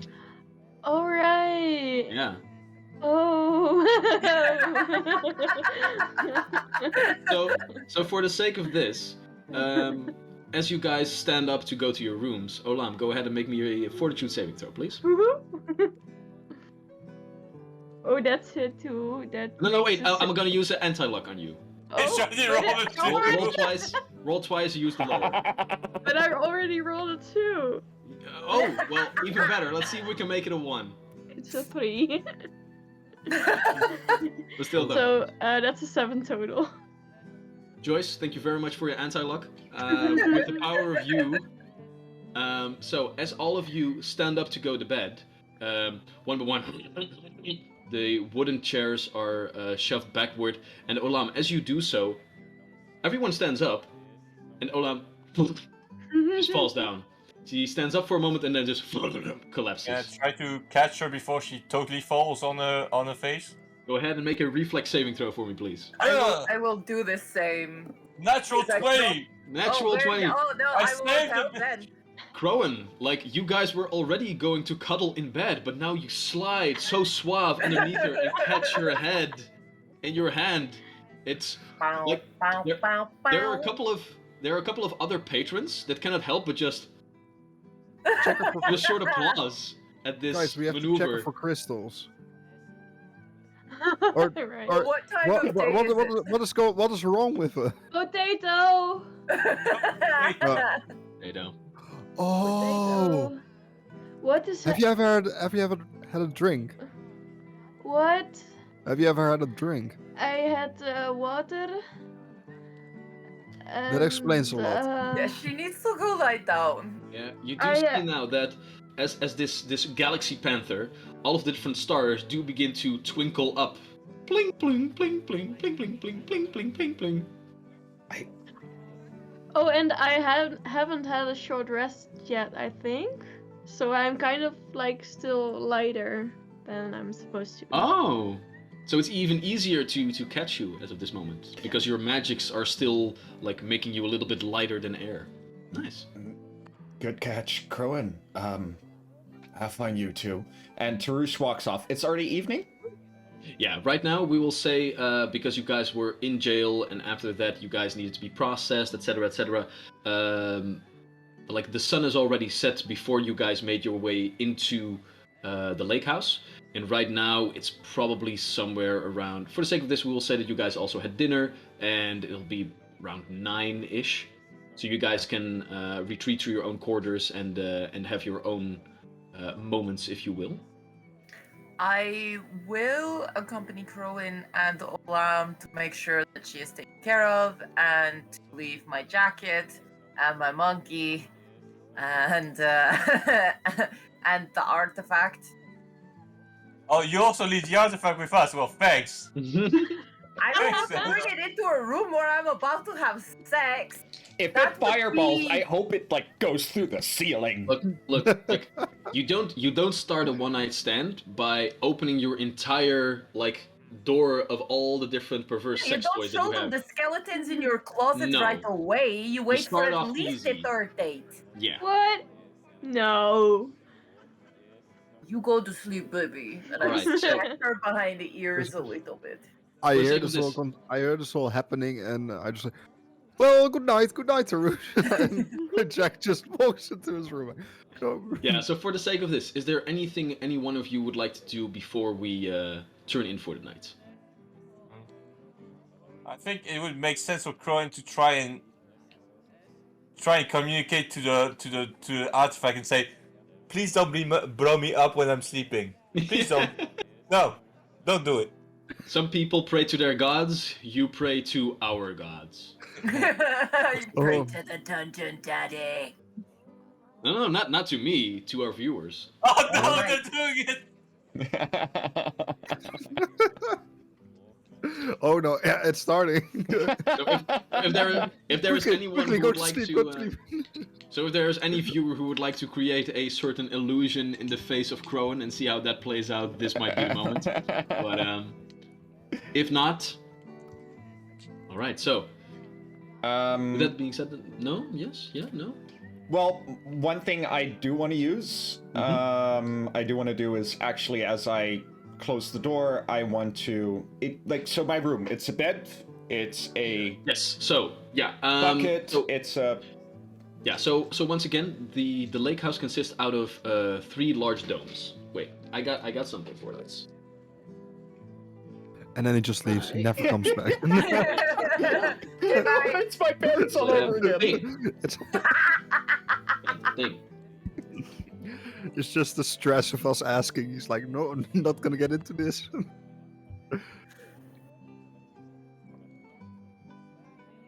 So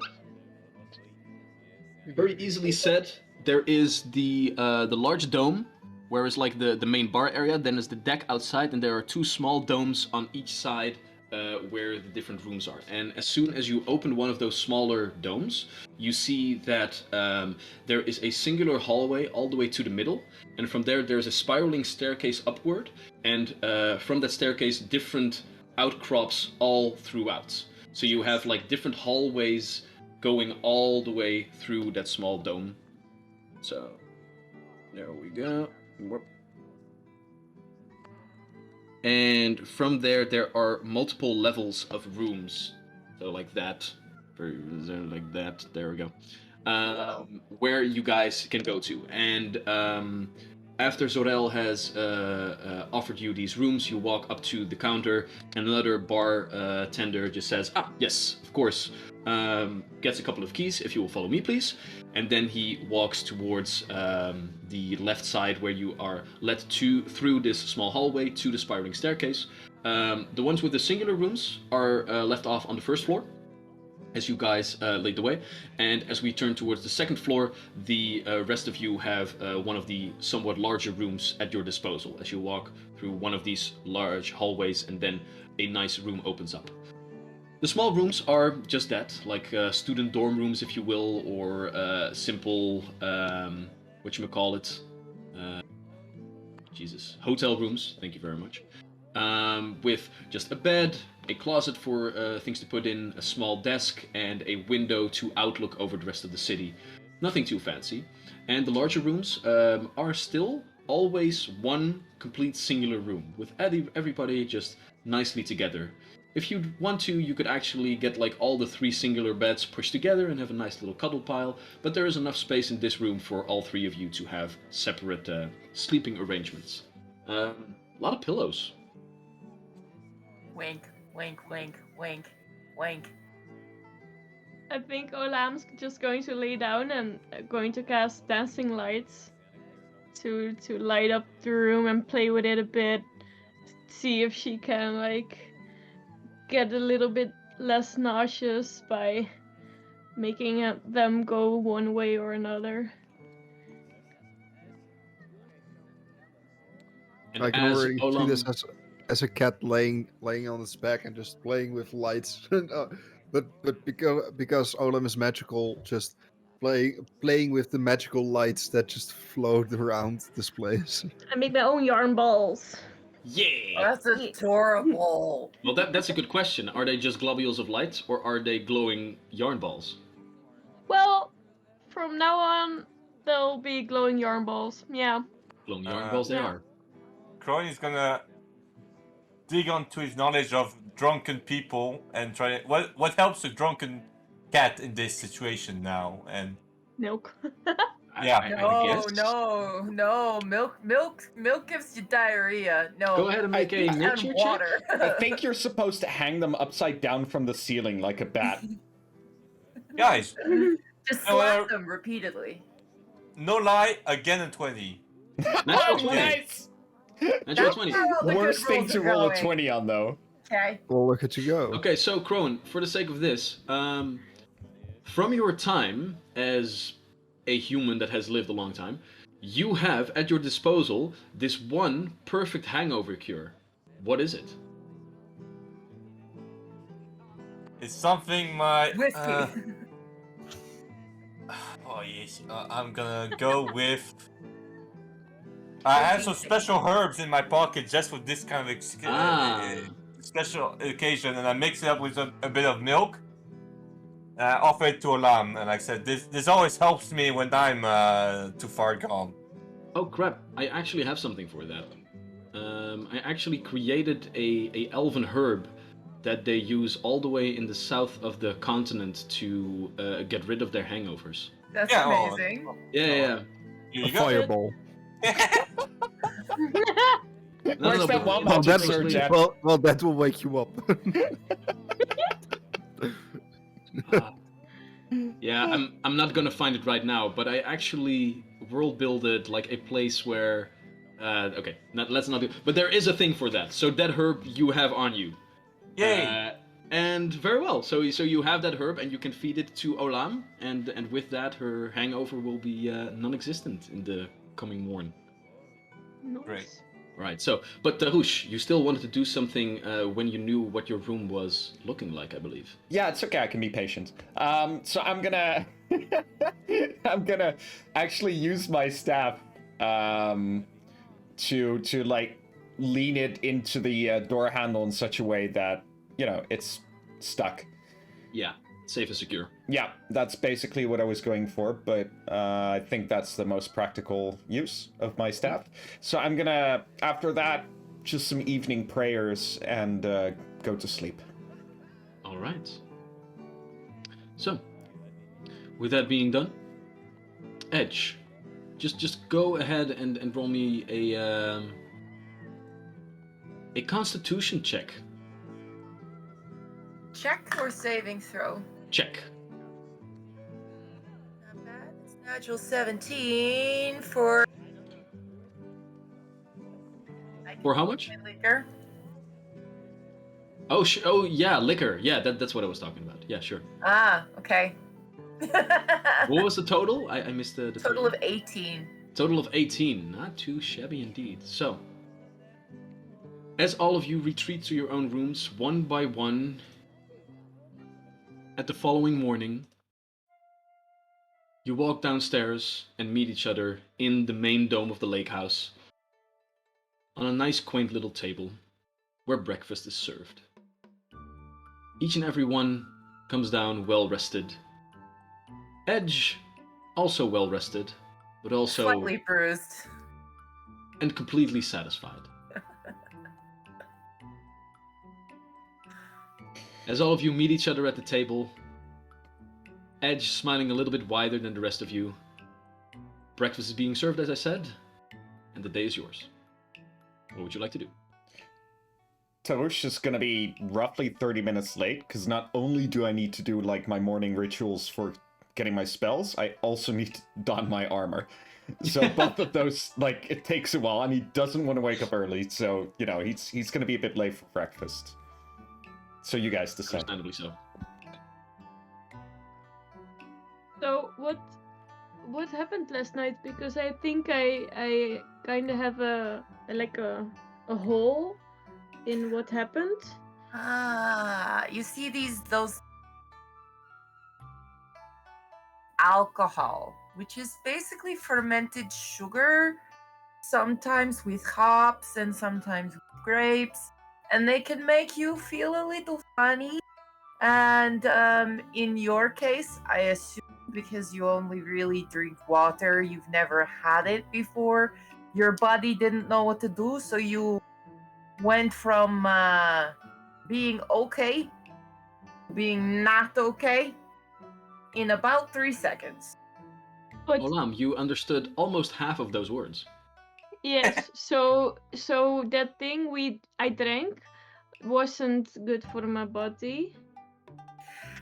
And in moderation. If you But- drink a little bit, it could be fun, but if you drink too much, then what happened last night will happen more. But it only happened when I stood up. So if I just keep sitting, it's fine, right? Well, when you stand up, it kind of kicks in every so often. So I just have to stay in my seat and then Yeah, it's just fine. stay in your seat and keep on drinking. That will Okay. be fine. Yeah. I don't feel anything now. So that's good. That's great. That's Yeah. surprising. I remember Crowin helping me, so thank you. I'm not sure if that's why I don't feel anything now. But... Well, by the fact that Tarush still hasn't shown up, I think that he might feel it. No, I think he's doing his hair. That could What be too. hair? I'm sorry, what? As he approaches at the cinematically appropriate time. Yeah. How does your hair look? How does Tarush's hair look at the moment? Perfect. It looks pretty good. Yeah. This is not at all mundanely styled. I lean over to Olam and Edge and I say, must have been his hair. Yeah. Definitely the hair. Yeah. Look how shiny his armor. Definitely polishes it every night. Yeah, Tarush does look like we all have that one friend or multiple friends who don't have any like bad effects from alcohol, like no hangovers whatsoever. Tarush is that guy, but he is like a step above that because he almost died yesterday, and he looks way too good for someone who almost died yesterday. Oh, Very much true. By the way, before we came down, I would have done my you're You would have cutting done out. your what? morning ritual meditation. Very good. Yeah. Your daily preparations are all done by this Yep. point. You guys have had a full night's rest, a long rest. The most fantastical thing in this entire campaign, being able to have long rests. Yeah. Now it's off to go to the swirling circle. Yeah, I would. I assume we would go to the Cerulean Circle first because it's close by. Then we do some shopping, and then we visit our other destinations. Yeah, I guess. Does that make Is sense? everyone going to the circle? I think it make. Yeah. I mean, you I can think wait it in the make waiting more room. Oh, sorry, Vincent. We might have met an enemy of the Thieves Guild, so we might not want to travel apart from each other. Yeah, Very much true. Yeah. Would we not cover more ground if we top? Yes, but I don't think that that is the problem at the moment. I think that our safety goes above the speed of our Okay, operations. let me rephrase it. With this thing in my backpack, do you really all want to be clustered together? Well, didn't that guy from the jail say that we shouldn't go separate? also, Fair enough. Do they have books at the thing? there I is a think the waiting Cerulean room. Circle has books. You will be able to sit down. There are pamphlets, books, and whatever passes for a newspaper in this city. Okay. Yes? I suppose. Very well. Then, Indeed. let us have breakfast first. And he And starts. Tarush stands up for a moment and then sits back down and eats breakfast. Check that. It's nice actually. Again, like a beautiful hot breakfast. You guys have grilled fish, nicely freshly baked bread, some veggies on the side, hunk of cheese Must- with the bread. Must have smelled amazing. Yeah, and also if you take a look at like the other tables where patrons are sitting on, you see that your table is a little bit better stocked than the others. I did well last night. Yeah, Being 18 on your Constitution, I mean, this is pretty good. nice. I guess So- our debt is repaid in full. It And seems to be. then some. You still have to leave a couple of coins, but with the 100 gold pieces of worth that you guys have at your disposal, this will not be a problem whatsoever. And you guys leave the lake house. For the time being, would you like to keep your rooms reserved? I Yes. think that's a good idea, yeah. Alright. Then these Yeah. rooms will be for you at your disposal for the time being. As all of you leave the lake house, take a right, turn towards the eastern side of town a little bit, and as you make your way through a couple of nooks and crannies, without much ado, you find indeed the offices of the Cerulean Circle. This time, a beautiful, thin wizard tower stands in front of you. Approximately no more than 40 or 50 feet in diameter, with a couple of nice statues standing in front of it, with each statue depicting a very muscular person, androgynous still, completely shaven, holding up the titular Cerulean Circle, with in Old Draconic on the circle written the names of all the schools of magic. And I do an Owen Wilson. Wow. and as you take a look at the spire that is the offices of the Cerulean Circle itself, you see that it just rises up, up, up in the color cerulean, and eventually turns into like a cute little mushroom roof, if you will, where the shills like overextend a little bit outside of the spire itself, and this seems like a very unpractical layout for an office. That is until Tarush, with perhaps a small smirk on his face, opens the door, and as you guys look inside, you can see that the offices of the Cerulean Circle are indeed bigger on the inside than on the outside. You see that as you walk in, that there is a beautiful, completely natural stonework, like main, what you call it, desk. Fuck, I can't find the words. Front desk. Front desk, thank you very much. Oh. With behind it another slab of beautiful stonework with carved into its cerulean circle, and the insignia of the cerulean circle itself with the 8 schools of magic and old draconic engraved on top of it. And in front you can see that 3 different administrative workers are set, and behind you can see that there is a large open area that just opens up on the other side of these offices, where first you can see rows on rows of desk, with all different kinds of clerks being very, very busy with writing all different kinds of things down, and eventually the hallways turn even further back into other different rooms and the like, where perhaps some experiments are done, perhaps some meeting rooms are being had, but you get a very modern office space vibe from this place. And as you guys walk in, there is a very lengthy, very pure-blooded elf woman standing there with very long pointed ears, accentuated even more by the fact that she has her hair that is a beautiful golden blonde, very tight, and then wrapped up a little bit, and then only the ponytail starts. And as she just is clapping a couple pieces of paper together, she just looks with you with a gaze that is part annoyance, part disgust. Can I help you? And that's where we end today's session. I like her already. So we've been playing. I have known about the Cerulean Circle for about 2 years now. We have had that in previous campaign, and it is not until today that I found out that cerulean is a color. I had no clue. You never play Cards Against Humanity? I have, There's but a I've card never. in there that mentions Sir Jorah Mormont's cerulean blue balls. I have never encountered that card. I'm afraid. Really? I mean, I have. every town in the first Pokemon games were a color. Yeah. Except for it Palette. just didn't register. This is the penny never That would be a color. It's okay. Yeah. It's okay. We all have. We still love you.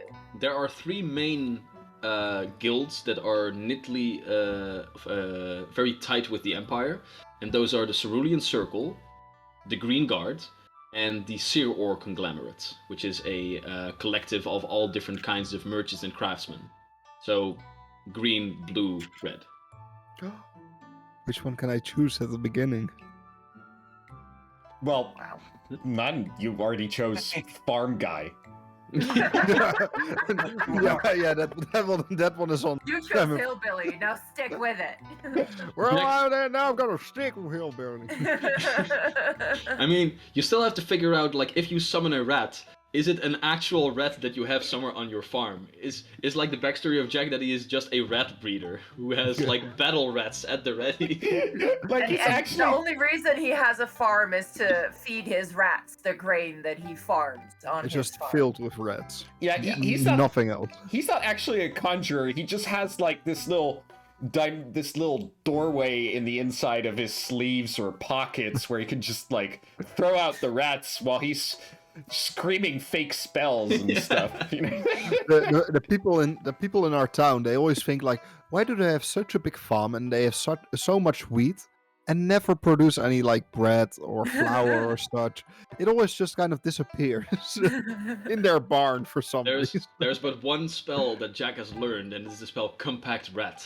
It's just you make a rat very small and then and there's a big rat. There you go. That would be amazing. Yep. It's canon now. But it's 11 already. Yeah. As our party members have found their way into the city and are starting to explore the different magics that might be afoot with the ringing disease, we'll go and say our goodbyes as they enter the Cerulean Circle. So, thank you all so much for watching once again. Thanks a lot. If you like what you saw, we have social media and we have a Discord where we talk and do stuff. I can tell you as a little bit of a teaser, a completely, fully detailed map of Farwater that spans 3 A4 pieces of paper is in the making. And if you want to see how that looks like, well, you can probably find it on our social media and Discord in the coming week. For now, though, we must say our goodbyes. So, enjoy the last hour of your weekend. We love you, and we hope to see you next week again. Bye-bye. Goodbye. Bye. Hey, hey, hey, hey, hey, hey, hey.